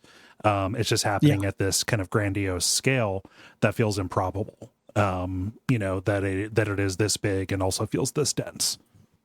Yeah. The areas in the overworld, exploring the overworld, are not as successful as the more designed spaces. Yeah. In this, but again, I said this earlier, one of my theses for this game is that we didn't lose anything, we just gained stuff. Yeah. Because those design spaces in this are as good as they've ever been. They call most of them legacy dungeons in this, but there are the best levels From has ever done are in this game, in my opinion. They're just in between spaces in the open world. Yeah. So if you're bummed out by the idea of these fields, which there's not as much encounter design, there might be an enemy there. I think there's more than initially seems. Like there are little, there are like forts and the like, or towers, and it's like, oh, it's 1/3 of a demon of 1/1 from Demon Souls that's just sitting out in the field. I'll take a Demon Souls snack. Why not? But you can also get those big interconnected shortcuts looping back upon each other full of secrets levels as well. Yeah. And you can also do them in any order and miss them. It's almost like a world full of painted worlds in a way. Beats still my heart. Yeah. Yeah. Being in an open world and being nonlinear just gives you options and things to do if you bounce off, which happen to me a lot. Yeah. I don't feel like fighting a boss right now. I feel like exploring a zone. What's over here? There's more for me to do. When you encounter resistance, there's always there's always a place for that pressure to go. You can follow your energy in a way that feels rare, that has been rare for the series, especially as it's gone on. Yeah. I do not want to be forced, like extrude myself through a Play-Doh fun factory. I want to flow like water. Like it is, I don't take any joy out of being made to be a shape. Yes. If that makes sense. And this game is really good at not doing that, I think. Wonderful. There's a day-night cycle in this. That's something they've been wanting to do forever, which is really going to be in Bloodborne and Dark Souls 3. It matters here. There's special spawns and events. Your visibility is affected, things like that. There are also weather elements that change spells, like Final Fantasy Tactics, basically. So like more effective when it's raining. Yeah. Things like that. And it just adds dynamism and beauty. Oh, it's so pretty. Like just like when you're rolling up and you see the clouds above and you see the line of the storm, just the oncoming wall of rain. It's real good. They managed to make this feel like a like a living, breathing place just by that dynamism to it. Yeah. I love being on Storm Hill and just riding a horse at top speed, being chased by giants in a thunderstorm. Like just very, very good fantasy shit. Yeah. So something they had to add, and something that has never been in the series before, is a map. Yes. You need an ability to orient yourself. Navigating this without a map would be a nightmare. Here, it is an incredibly good map. It is like hand painted in a way, with like just enough detail to like suggest where things of interest might be. And it has a ton of usability features to it, which is real nice. But like something that before we get into those, specifically talking about the way that it unfurls, this is a minor spoiler, but the map that you see at the beginning of this is not the entire world. Yeah, it keeps pulling out as you go. It's a great little trick. Yeah. It also is unreliable. The fact that it's hand drawn is really important. Yes. The map can lie to you. Yeah. But it's very judicious when it does this. Like you think you can get somewhere and you can't. Like the map makes it look like you could just, horse there. This, for me, the experience was a fun challenge. Yeah. When this happened, like, oh, I know that exists. How do I get there? And you can have that feeling. Again, I think this is something that Will mentioned first, but I also felt it, where you can see something very early on, wonder how you can get there, and spend tens of hours not getting there, and then do something unrelated and end up there and be like, holy shit. This is something I've been staring at for a very long time. Yeah. Like for the tutorial zone is an island in the game. You can get back there. Yeah. I spent 40 hours, something like that, 50 hours just trying to figure out how to get back there until I did it on accident. And it was a really good feeling. I was like, wait a minute, this feels kind of familiar. Oh, is that the cat? Oh, okay. Yeah, no, here we are. Yeah, There's not a tutorial boss. There's not a whole lot to do there, but I can get revenge. That's good. Yeah. Revenge is good. Yeah. First off, revenge. Yeah. So it's I like that the map is here. I like the way that you uncover it. You go into unknown territory and there is no map there. You have to actually go find the piece of it. But important things, and especially like markers, will still be kept there. So if there's a site of grace, you can see that and still warp to places, things like that. And when you find the piece of the map, it just kind of fills out the terrain for you. Yeah, it's also very of limited use in a prestige dungeon. Yeah. Which maintains that Dark Souls 1, like I have to create a mental map. Yes. Of this. The way the map is scaled is to be very useful for big landmarks and geography features, but way less useful for walls. You know, an overhead view of this palace does not really tell me how to navigate inside it. No. And there's going to be broken hallways and locked doors and all that stuff. So when you get into a dungeon, you are back in Dark Souls 1 mode. I need to create a mental map of this place. Yeah. Something that is really nice about this, I love how uncluttered the map is. The fact that it is not an Ubisoft, just map marker, just vomit of tasks. Map. Yeah, the nightmare map. Yeah. But you are able to customize it. Placing down these little waypoints, you get up to 5, at least as of the time of recording. You put down your own little beacon, right? And it not only appears on the map, but it will appear as a pillar of light off in the distance. And it will also add that to your compass, which is available kind of in the field screen where you're at. Super neat to just like chart a path and say, like, as I'm going roughly in this direction on the map, I want to hit this place, and this place, or I'm going to put I'm going to put this thing here, or look in this direction and see, okay, is there a castle that I can mark so that I will kind of just be able to orient against it. Really nice feature. In addition to the handful of markers that they give you, a little skull, a little walking man, a little chest. There's a boss here I want to come back and fight later. Yeah. It's weird that they didn't put one for teleporters. Yeah. Because that was the main thing I wanted to, like, I don't want to go in this now, but I do want to come back and check it out. I use the walking man for that. Yeah, that makes sense. Yeah. I think I ended up using the little diamond. I don't know. There are... So you can also just pull up a checklist of all the different graces that you've been to and just go to them directly. And you can as mark very them useful for going to the round table hold. You can mark them complete too, and be sure that you check the way to do that. So like, yeah, I will if I do everything, or if I feel like I've done everything here, I can just mark this one complete. That way I can know at a glance like where there is still unfinished business. They, for the most part, they've decided to do away with boss runs. There's still somebody on the team who likes boss runs, because there's a few of them. But generally, the way they get around this of not wanting to put clutter and have too many sites of grace, like you have Dark Souls 3 problem of having bonfires you can see from other bonfires, is something called a Stake of Marika, which is very useful. They're usually just outside of a tough encounter or a boss, and you respawn there, but you cannot do the other verbs there. These are great. Yeah. Nothing wrong with that. They're often really hard to see, but you don't have to activate them to use it. You just kind of respawn at it, and okay, this one had its arms knocked off, or it doesn't have its wings, but doesn't matter. It still works. These are really good. It's a little bit more confusing to me. I've not been able to find like a really good explanation of this. Have you figured out what summoning pools do? It kinda. I think it's just it allows.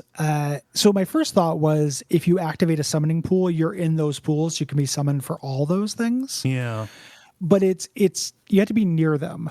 So it's like you activate a summoning pool, and then you put down your sign, and then when you're in the vicinity of that summoning pool, you can be pulled in for that. Yeah, is the idea. I only kind of get it, and quite honestly, it only kind of seemed to make a difference. Yeah, when I would activate them or not. It is poorly explained. Yeah, there's a tutorial card that you can get that says that it gathers up the summoning signs. But that wasn't necessarily the case. You would activate a summoning pool at the beginning of a dungeon or the beginning of an area, and then you would go and find summoning signs right outside of the gate, which is weird. Yeah. The wiki says it makes it easy to find other players. So maybe it actually just changes connectivity. Maybe like puts you. You know how there's like the back end math for, like whether you're going to get a sign. The dice about whether a sign's going to show up in your world and stuff like that. Maybe it just improves. Yeah, it puts it like literally puts you into a bigger pool on the back end of like possible summons. Yes. Yeah, that's my guess. There is a greater focus on puzzles. This is weird. Yeah, some of them are really cool. I think I like some of the puzzles. Some of them are lame. Admittedly, like. Go and collect the 3 dealies that are hidden around this area. Feels a little below FromSoft to me.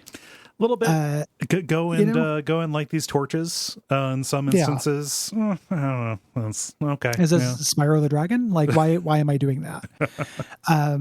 But they're not enough to bug me. To me, the more interesting ones are the ones that are in the catacomb dungeons that involve finding the lever. There's one of them that is incredibly devious that and I bet you people will know what I mean when I say that, because it's the most devious one in terms of puzzle, not dexterity challenge or whatever. And I felt very proud of myself for figuring it out. Yeah. So these are a mixed bag to me, but when they're cool, they're pretty cool. Yeah. Moving on to some stuff that's in combat that's brand new here. Boy, I love the guard counter. And early on, I completely neglected to use it. They want you to do them on that first boss. Yeah. That you fight in the tutorial zone, the Godric soldier. This is great. This is a critical hit you can do that does not involve timing or skill particularly. Yeah. Everyone gets a critical hit. Parrying is not just for MLG gamers anymore. So for this one, like, if you guard, like if you block with the shield or something like that, for a brief window, if you do a strong attack, you will do an extra strong, kind of critical scale attack.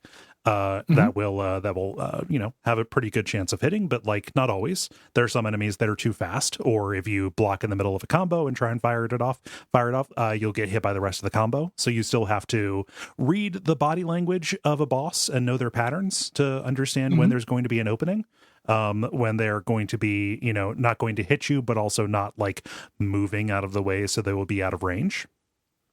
Ideally, it's when they bounce off a shield. Yes. Is when you want to do this. If they were deflect off your shield, which makes great shields in this very powerful. Using the, specking for a great shield if you're able to, on top of everything else, is really helped out my melee character. Yeah. The big thing this does when you attack is it does a lot more stamina damage. Yeah. So it's not a guaranteed stagger, but it's much more likely to stagger or put somebody into a repostable state. Yeah. Here. And I just love what it communicates philosophically, compared to Bloodborne, which is like, roll and parry. Like, we don't want you to be able to block. The shield in that has a little post-it note on the back that says shields are for wusses. It's ridiculous. Here, it's just like, no, why not, man? It can be fun to use a shield. Go for it. Don't be silly. Yeah. We're gonna honor this build just like we honor a lot of other builds.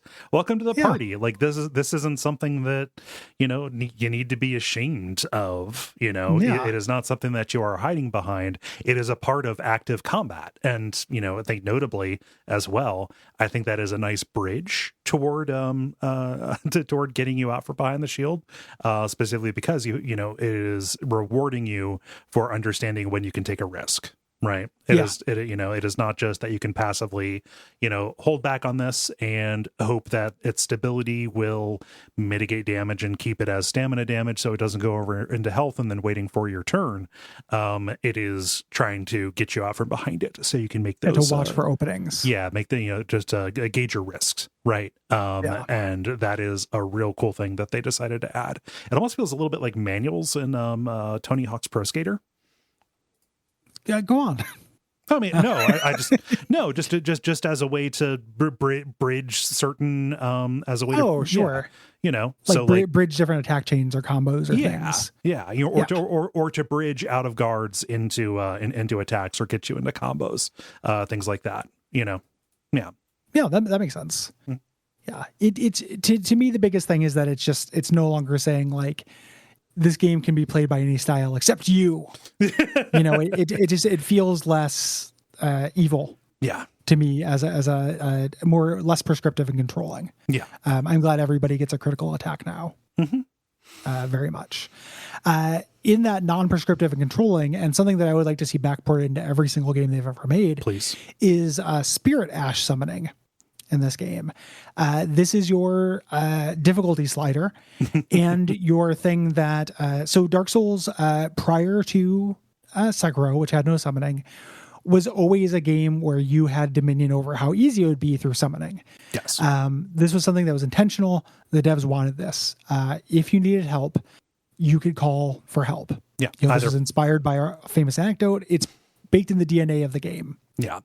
And it was, would be that, an NPC that was always keyed to be brought into a particular fight, or be that from another player who you could Yes. summon in. They were kind of pulled into the same pool. It was never the game's intention to communicate to you that the only way to play it is one-on-one honor duels. That's something that players brought and became part of the culture around Dark Souls. Yeah. And there's nothing wrong with that. I try to, up until Dark Souls, like even through most of Dark Souls 3, I fought all the bosses alone. There are a few of them I didn't. Yeah. I like fighting a boss alone. There's nothing wrong with that. But the idea, somewhere along the line, the discourse and the community started thinking that is what the developers intended. Yeah. And what the game is trying to communicate to you. And that's never been true. Right. I mean, it's the case that certain bosses and like the AI kind of seems to be really tripped up by having something else that draws aggro to it, but that's to your advantage. That is, to me, that feels like, if I had to focus on two different things, my attention would be split and less effective too. So why wouldn't that be the case for the boss? and it's a different joy you can have if you and a buddy want to just like bro out and take out a boss. A lot of the bosses are still hard with co-op or Spirit Ash. We'll talk about specifically what Spirit Ash here in a moment. It basically is a substitute for that. Yeah. But instead of critters or just like people, you're summoning an AI of a monster or a character. Yes. To come join you. There's a wide variety of these. They cost mana. Again, there's more use for that FP, and it ensures that you always have the option to have somebody with you. Yeah. If you want. And these vary wildly in things that they do. Some of them so cool. Some of them stack certain status effects. Some of them are ranged. Some of them are stationary and ranged. There are healers, there's turrets. Yeah. Playing with these is so fucking fun. Like figuring out what they do. You could do a summoner build of this because they can be improved as well. And like very good ones can only solo like the weakest bosses. Yeah. But you could do a build where you do a bunch of support miracles and buff miracles and play a Souls-like game as a summoner. Yeah. Which is such a cool idea. Like I have an array of Pokemons. I choose the correct one to pull out. Yeah. For this. And it doesn't, again, I can't stress enough, nothing was taken away. Right. By adding these. Like if you choose not to use these, that's great. That's A-okay. But it being an option for people who want to enjoy the game is all positive. Yeah. There's no downside to somebody not, muscling through some hateful boss. Yeah. Another thing that is different about these, so you could always summon people for co-op throughout a level. Like that was just a thing that could happen.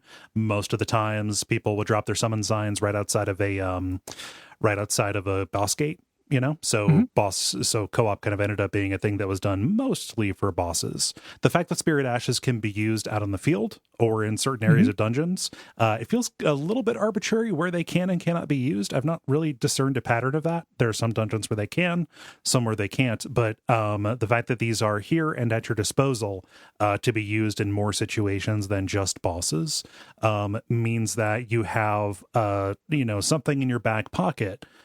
Even if you're just playing single player, something in your back pocket to get through these bottlenecks that may be giving you some trouble out in the world. Yeah.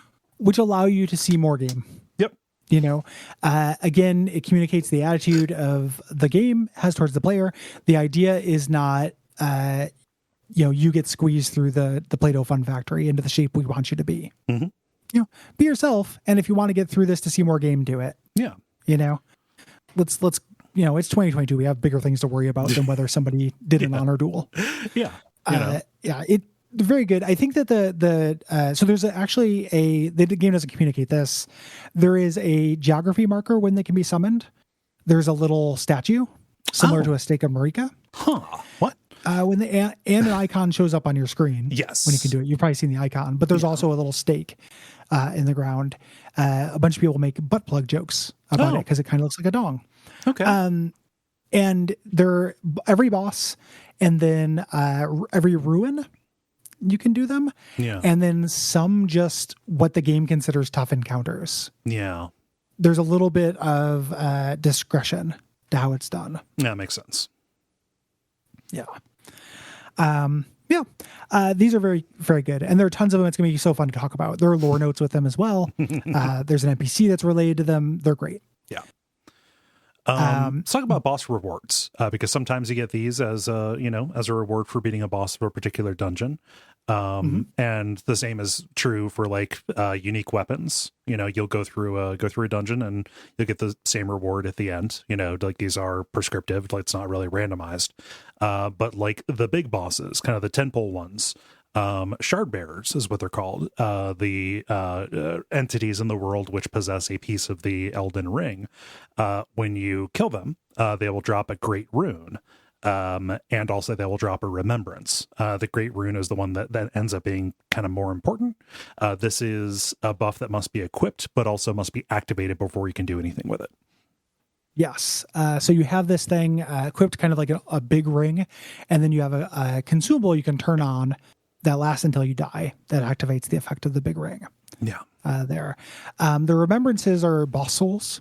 It's how you get special items and spells and stuff from bosses. And there are ones that for non-shard bearers, but it feels somewhat arbitrary. Yeah. It's just the big bosses get a remembrance. And what's nice is you can duplicate those. You don't necessarily have to go through a New Game Plus to get both of the items or both of the spells that you could get off of this. It's limited. There are only a certain number of places where you can do this. The way you do it is fucking hilarious. I love it so much. Once I found out what those were for, after all of that presentation, I lost my mind. It's a Kinko's.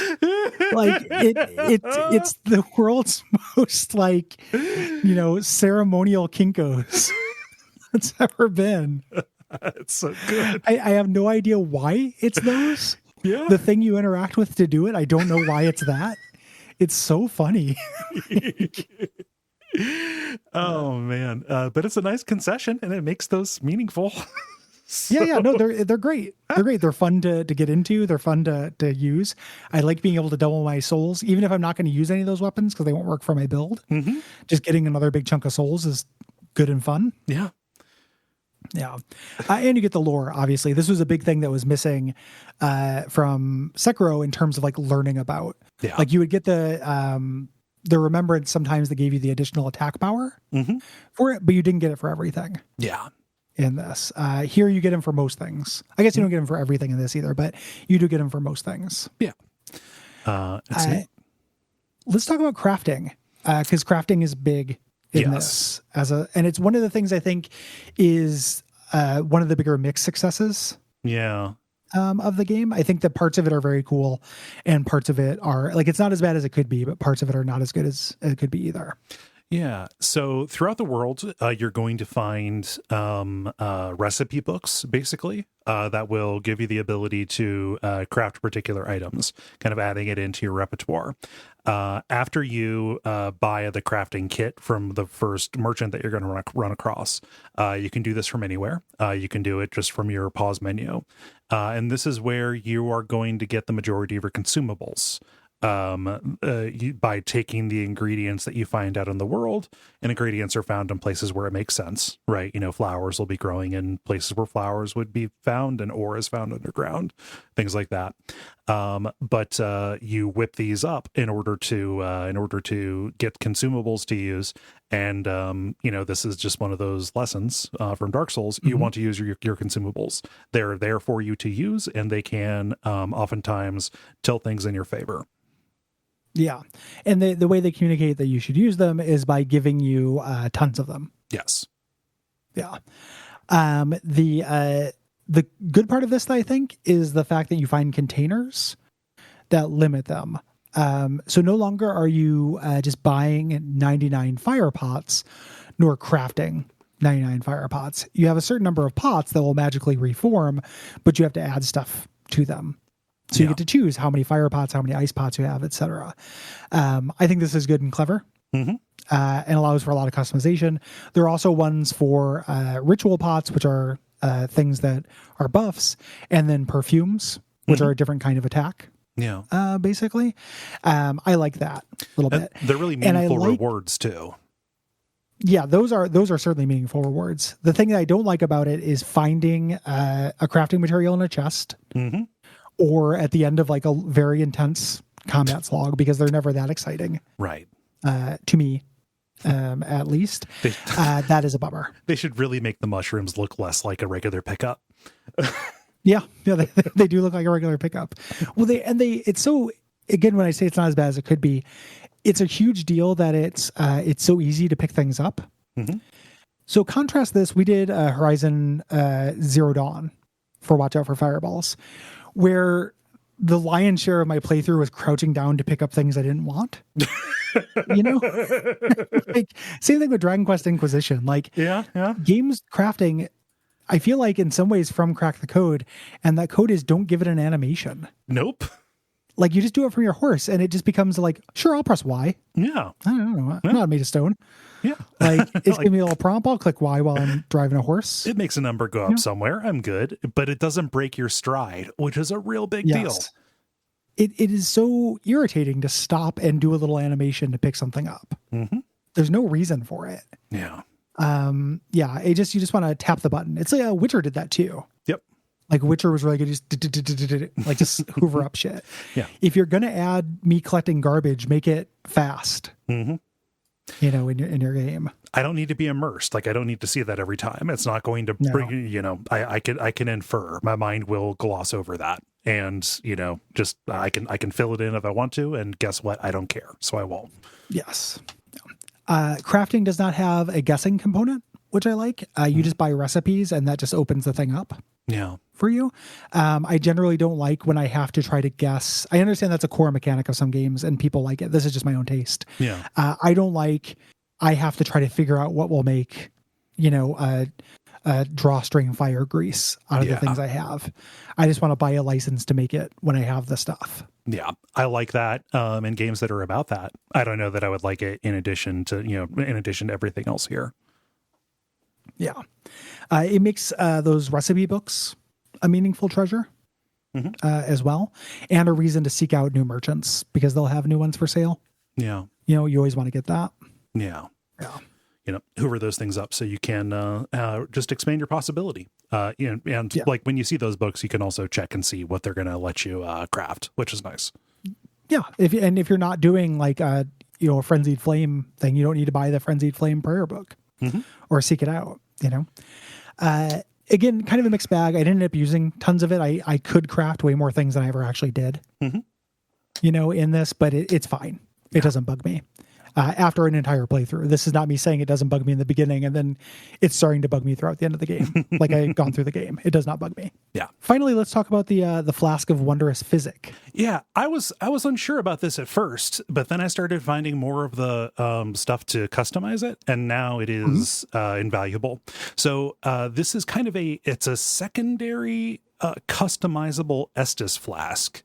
You know, it doesn't have a bunch of charges, but just has one. Just has the one. And as you go around the world and fight these recurring mini bosses out in the world, you find these things called crystal tears, each of which will have a different effect. You take two of them, you know, and put them in. You combine them, and then it has these different effects that you can stack on. So, like really powerful stuff, like damage mitigation, physical damage mitigation for a while is pretty. All your spells are free. Yeah. They put a you don't lose souls on death effect in one of these, so you can have a reusable, similar to the ring of sacrifice that you could repair. Yeah. In Dark Souls 2. This is really good. It's a meaningful reward. It was fun to fuck around with and choose different ones. It's a huge lifesaver. Putting both the damage mitigation ones on a flask and then using it with a boss I knew had a really, really powerful opening attack that was hard to dodge. Yeah. Was great.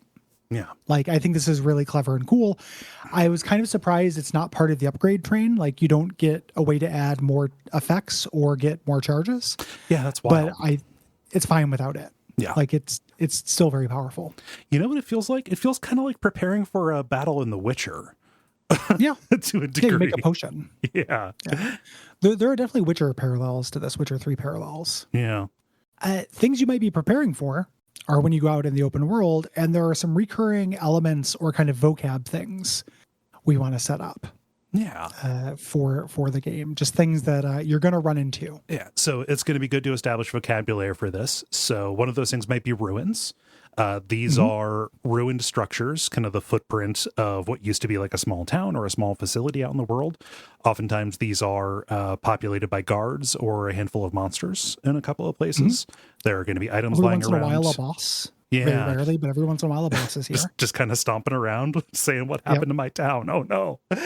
Yep. Just their city was gone. It's weird that you have to fight Chrissy Hind of the Dark Flame in this. My city is gone. So these they always have an underground area with a treasure chest in them just about every single time. You can always summon for them. Yeah. But these are too numerous to talk about, and there's not tons of level design. Every once in a while, there's a puzzle or something special about them. But when we get into the season, this is the season proper. When we start talking about areas, and we're like, you come upon the blank blank ruins, that's what we mean.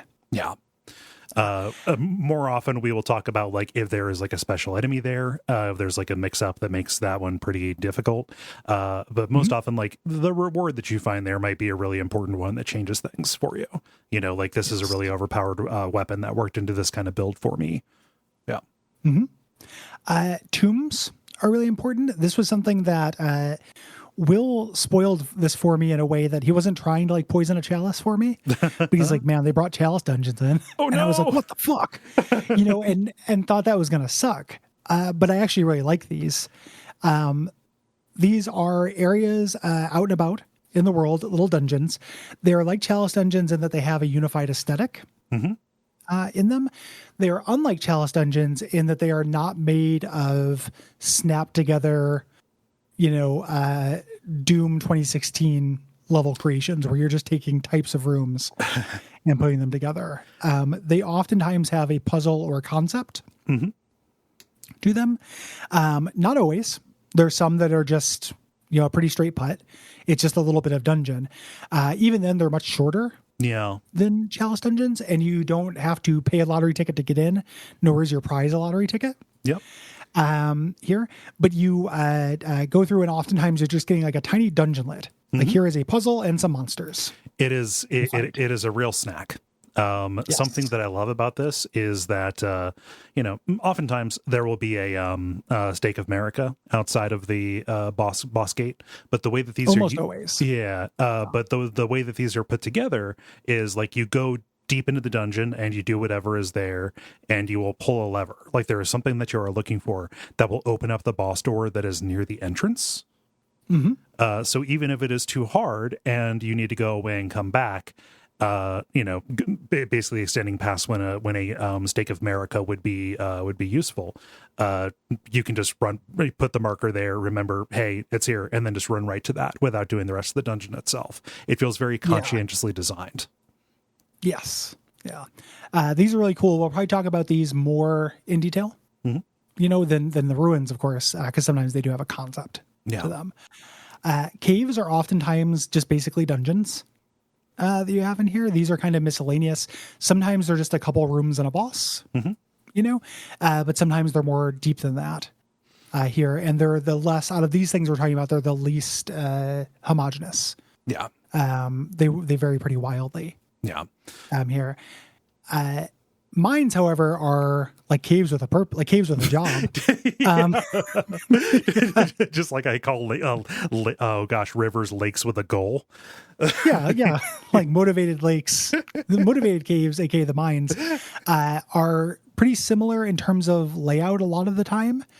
But what's interesting is the treasure economy. Like they work like tombs. They have some navigation puzzles and then a boss. But this is where you go to get upgrade material. Yeah. In a general sense, you're going to find weirdos, weird codgers mining, and you're going to kill them and get their upgrade stuff. Yeah. So there's almost always going to be one of these in a new area that you go to. You're going to want to seek it out and almost make a beeline for it, because getting your weapons upgraded, taking advantage of those resources here is going to be a pretty big part of getting prepared for this new region that you may have entered. There are also some elements out on the field. So there are field bosses that are roaming that tend to recur. So there's, for example, there's like the Knight's Cavalry, which is a horse, like a horse rider boss, only appears at night, and there are several of them. Yeah. Throughout the map. Those bosses we're also probably not going to spend a lot of time on their individual ones. Yeah. Sometimes they get new moves or wrinkles that make them much more interesting. But I don't have a whole lot to say about, the Erd Tree Guardian guy. Yeah. That guy after the first couple times we talk about him. Yeah. And even then it's pretty much just the stray demon. So thumbs up. Yeah. Yeah. Like it's we've fought him before. He's a boss. He's worth considering, but we see him a lot. Yeah. These range in quality too. There are ones of these I'm always happy to fight. Like if you give me a Mariner, like I'm way into it. Yeah. You give me a Crucible Knight, you can go to hell. But there's these kind of recurring bosses that we want to be able to shorthand say like, here's a Deathbird, and have that be it really. Yeah. Other stuff that's going to be just kind of out are these almost mini dungeons that are not underground. We have keeps, towers, and forts, which tend to dominate the skyline, and you would be forgiven for thinking, oh yeah, this is going to be like a whole level. No, buddy, you ain't seen nothing yet. These are levels. They're big. They're involved, and you do have to approach them methodically. But these are not the legacy dungeons. They're kind of something in between. Yeah, they vary a lot. Yeah. Sometimes it's a single tower, so it's just a few rooms, or a fort or a keep and just a few rooms. But sometimes there's like a full castle that's not quite a legacy dungeon. Yeah. And how we're going to handle those is something that we need to figure out through experience. I think we need to do one or two of them and figure out like what they feel like to talk, what it feels like talking about them. Yes. Like Castle Morn, right? So an early example is not a legacy dungeon. But it would be a level in a different Dark Souls game. Yeah. Like the run up and the thing. So is that an episode? Is that part of the Morn Peninsula? Weeping Peninsula episode? We have to figure that out. We do. But just know that there are different scales to those things. Those biggest ones. But when we just say a tower or a fort, that tends to be a much smaller, just a single building that we're dealing with. There are caravans on the world map. I love these so much, but they're not that different. It's a gigantic coffin being pulled by two giants, and there's a treasure on the back, which allows you to do like a heist. Yeah, it's like doing a stagecoach. You're robbing a stagecoach. Coach is what you're doing. You do a train job. Yeah. You have to stop the giant somehow, and then you can take the treasure. Like the thing can't be moving, but you can take the treasure. You don't have to kill everybody. So you can either dismantle it, and they're going places, and they're going along routes that have reinforcements. It's so good. It's like you have a time pressure to stop the giant before you get to more reinforcements. Otherwise, you're screwed, and you have to go away and pass time until it gets back on its route. Yeah. Yep. And there's like those bugle boys. Alert the entire thing. Yeah. You can snipe those from around the way. God, it prioritize those. There's a lot about this that feels very much like Metal Gear Solid 5. It's which is a great open world game, where also the open world was not the biggest star of it. Right. Yeah. But getting that assaulting a base or planning an assault energy from any angle in Dark Souls is really magical. Yeah. I think. It's good. Some of this stuff too, we have this kind of mentioned later, but we forgot it in the new stuff or bringing back stuff. There's an item called a Stone Sword Key. Yes. Which things will be locked by this. The closest analog to this in Souls is Fragrant Branches of Yore. Or the Pharos Lockstones, kind of. Or Pharos Lockstones as well. Yeah. Yeah. Very similar. They allow you to open something up. There, and sometimes this will be a dungeon we've already seen. Sometimes it's just a treasure room that we'll have, but they show up in all of these things we're talking about. Yeah, just these little fog walls. There will be a statue of a fucked up little guy right nearby. Yeah. I feel weird that we did not talk about just generally how like the wealth of fucked up little dudes. Oh my God! I mean, we could do that. We're going to talk about aesthetics at some point, but God, is this a absolute treasure trove of fucked up little men? Oh my God, goofiness is back, baby. Oh, it's back in a huge way. There's so many goofy, weird little monsters who I love with my whole heart. Like the number one soapstone thing I put down was lovable sort ahead. Like, because it's true. Like everything is just like, aw. Yeah. Oh. The whole thing. I cannot wait to talk about all these little weirdos.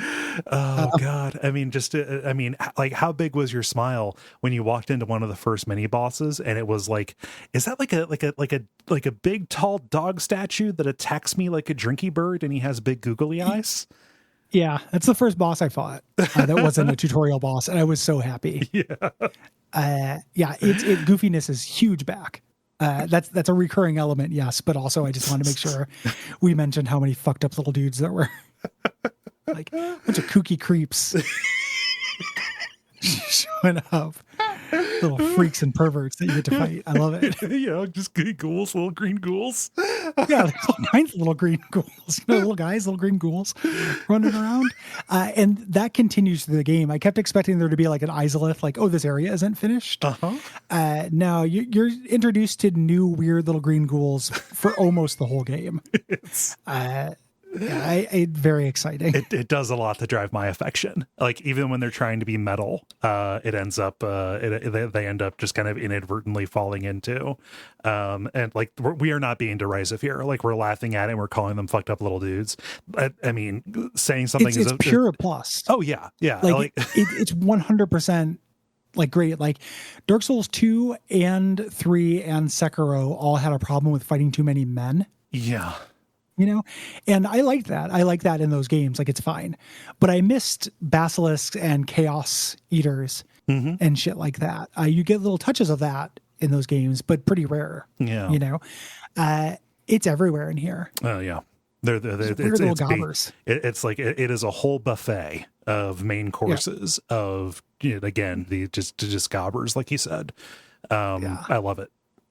Fucked up little ding dongs. Like you fight plenty of just regular guys, in armor, and that's fine, and they're fun to fight and stuff. But for the most part, lots of weirdo little shits. I'm very happy with the weird little shits you get to fight. I'm also happy with the teleporters in this, both intentional and unintentional. Me too. I didn't think I would like it because my first instinct was like, this is a papering over a design thing. Yeah. Like, and that actually might be true, right? Like we couldn't figure out a good way to get you here naturally within the bounding box of what we do. Yeah.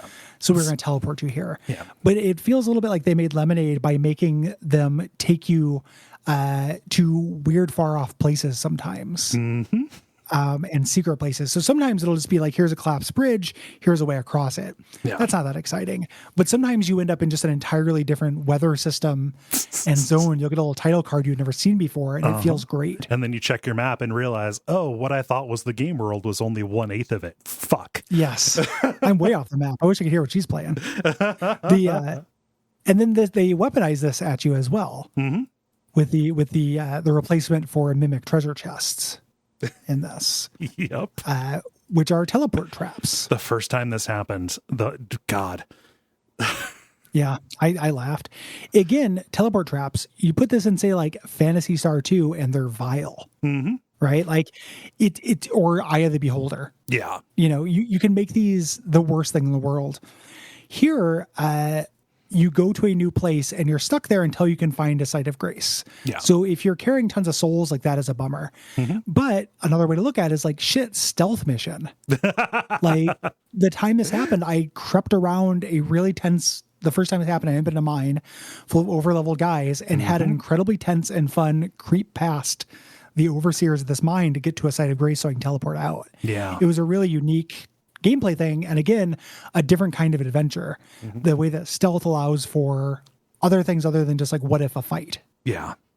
That leads into something that I should have talked about in the open world, but the fact that this is open and you can get most places from the beginning, and sometimes are forced to teleport really far away to hostile lands. You got a little bit of this in Dark Souls 1, and occasionally, like if you were making just a run where you knew you were going to die to get a particular resource.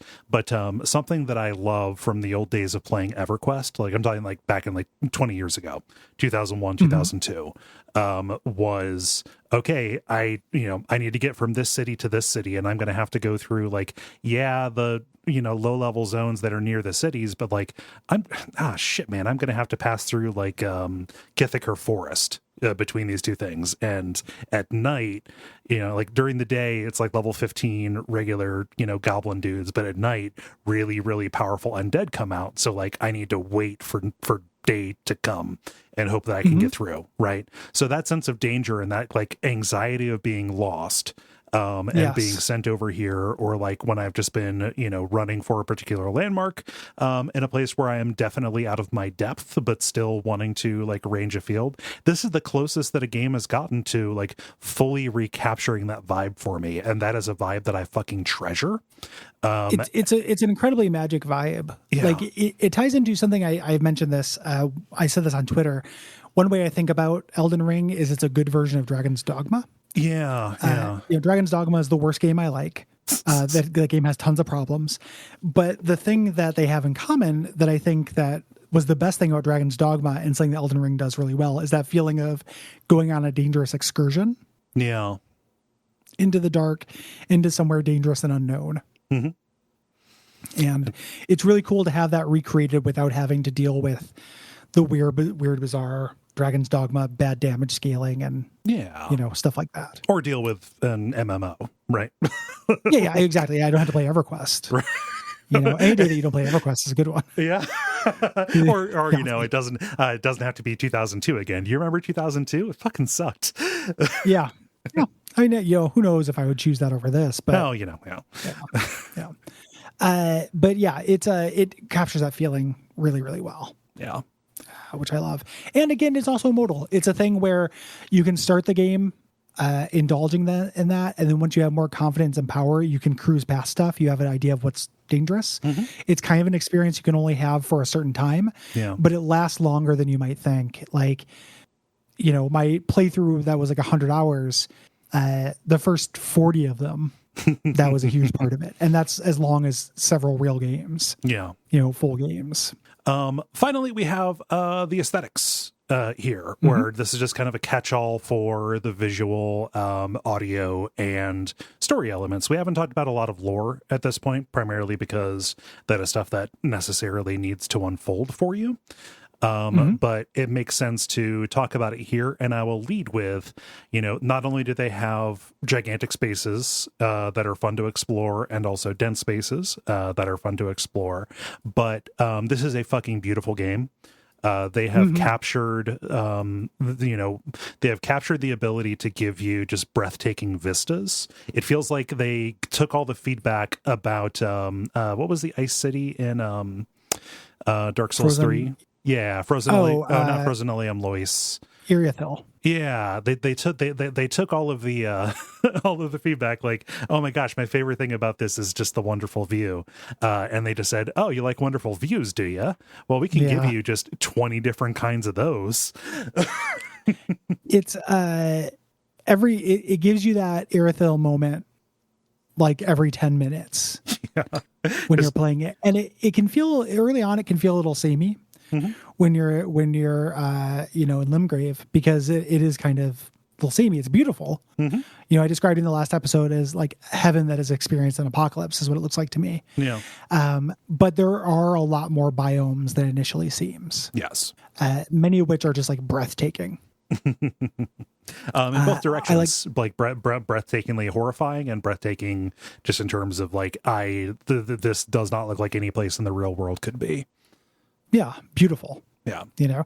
Very, very great looking. We talked about the designs a little bit with their fucked up little dudes. I think that's wonderful in this. I really like the soundtrack to this game. A big difference is there is now ambient music. Yeah. Which was something that was very selectively deployed. Yeah. Holdover from Sekiro, right? They've kind of taken Sekiro's approach. Yeah, which it really is good to hear. Yeah. And the music is not as anonymous as some later Dark Souls stuff did. Became like there are more drums and things. There are kind of subtle differences. I want to dig more into the soundtrack probably for a special episode at some point. Yeah, same. And give close listens. But in terms of an experience, it's all very good. Yeah.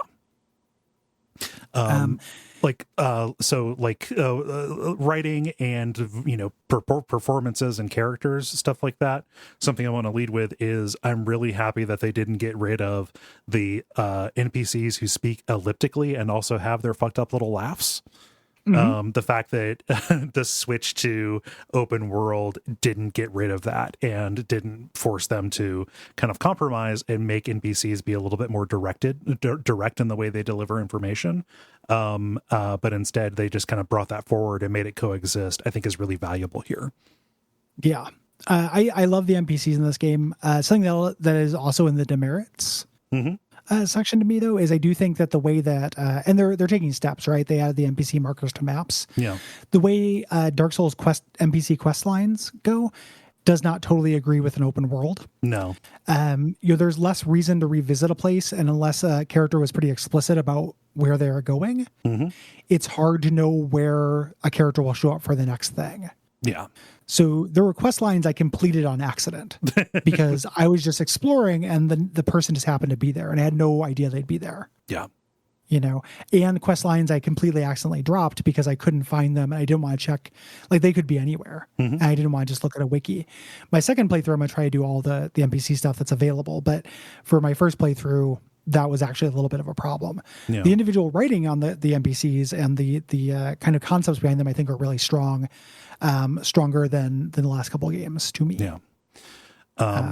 So famously, George R. R. Martin consulted on this. The thing that I saw was that they had him write basically a short story, like a novella kind of, that they then mined for kind of concepts, and, brought their own kind of FromSoft design aesthetic to how to make these into, gameplay, kind of deals. And I think that they benefited from that extra perspective. And I think that there's like, that there are overlapping fascinations. We see things like, the relationship between Vendrick and, Nashandra, right? Or we see things like the, family of gods in Dark Souls 1, right? All of Gwen's offspring and that, where Miyazaki and the people responsible for story have an interest in messed up families, and they found a kindred spirit in George R. R. Martin in that regard. The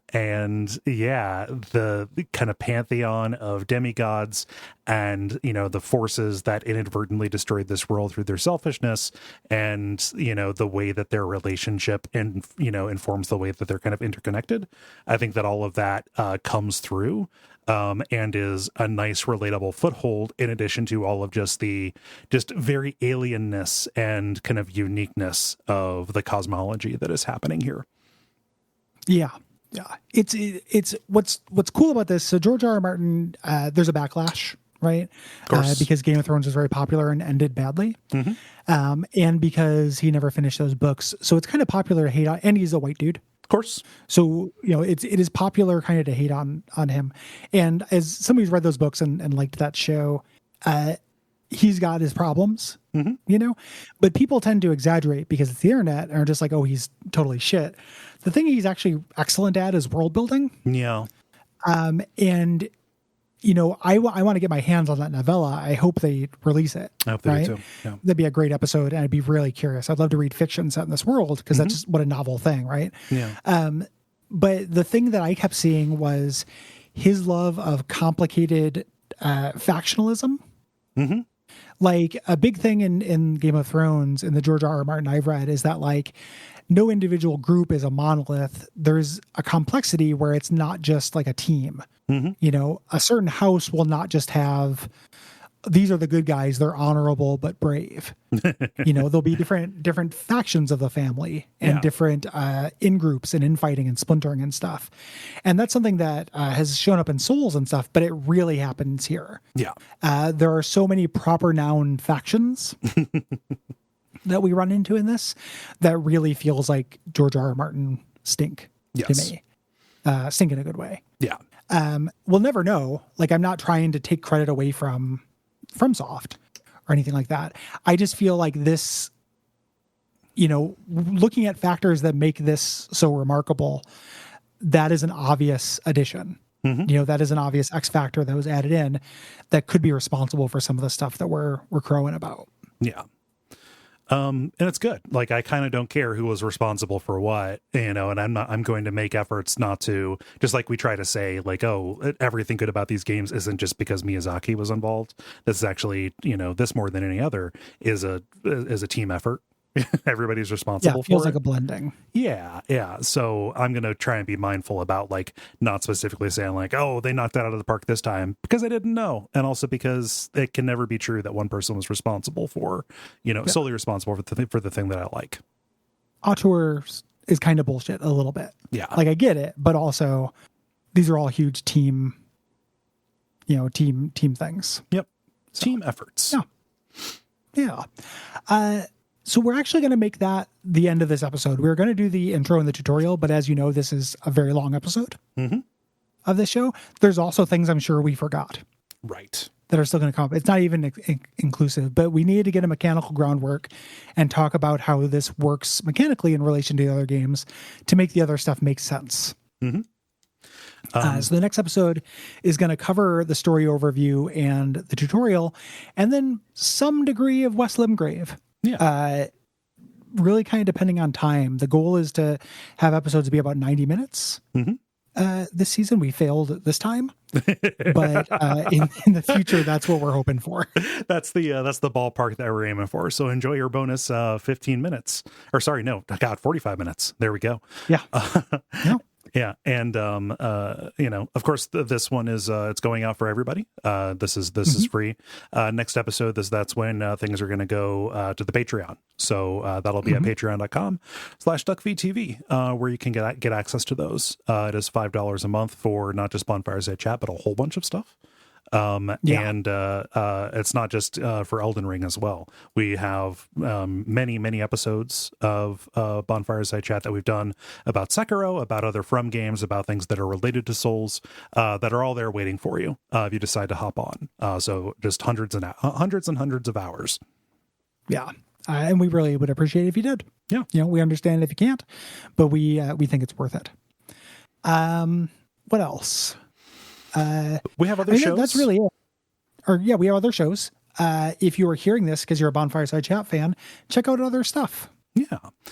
Watch out for Fireballs will be most up your alley. That is a weekly game club where we talk about a game in its entirety. That's at watchoutforfireballs.com, or you'll find links about it anywhere Duckfeed.tv stuff is posted up.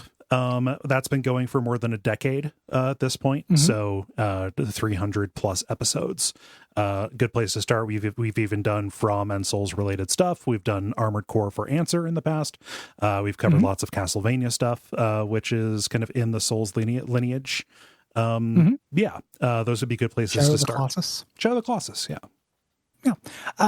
Check it out. And then if you like us, if you think we're funny, Abject Suffering is a fun comedy show. Everything to Guppy has fun comedy in it. There's comedy as well. Yeah. Lots of stuff. We really appreciate it if you checked it out. Please. No pressure. Not everything is for everyone, but maybe you'll like it. And if you like the show, there are still the public episodes up, and those are in places where ratings and reviews can help us out. So leave a rating or review so people can find this. If they're searching for Dark Souls stuff, Elden Ring stuff, it's real hard because Elden Ring is going to be the thing that you're going to need to say as like the banner for this now, and it's going to be hard for me not to look at this in a Dark Souls perspective. Sensibly. Yeah. If you do like us as well, this is a good time to leave us a good review. People get mad that we put the show behind the Patreon. This is our job, and it takes a lot of work, and we do a whole network. So it is not trivial to do Bonfire Side Chat. So I have no embarrassment of being asked to be paid for it. There are people who take umbrage at that, who will review bomb us. That happens every time we do a new thing. If you're not one of those people, thank you. And consider counteracting that review bomb by leaving a nice review. Please do. I think that's about it. Think so. What should they do until next time? Until next time, try to find your inner fucked up little guy. Yeah, you don't have the right.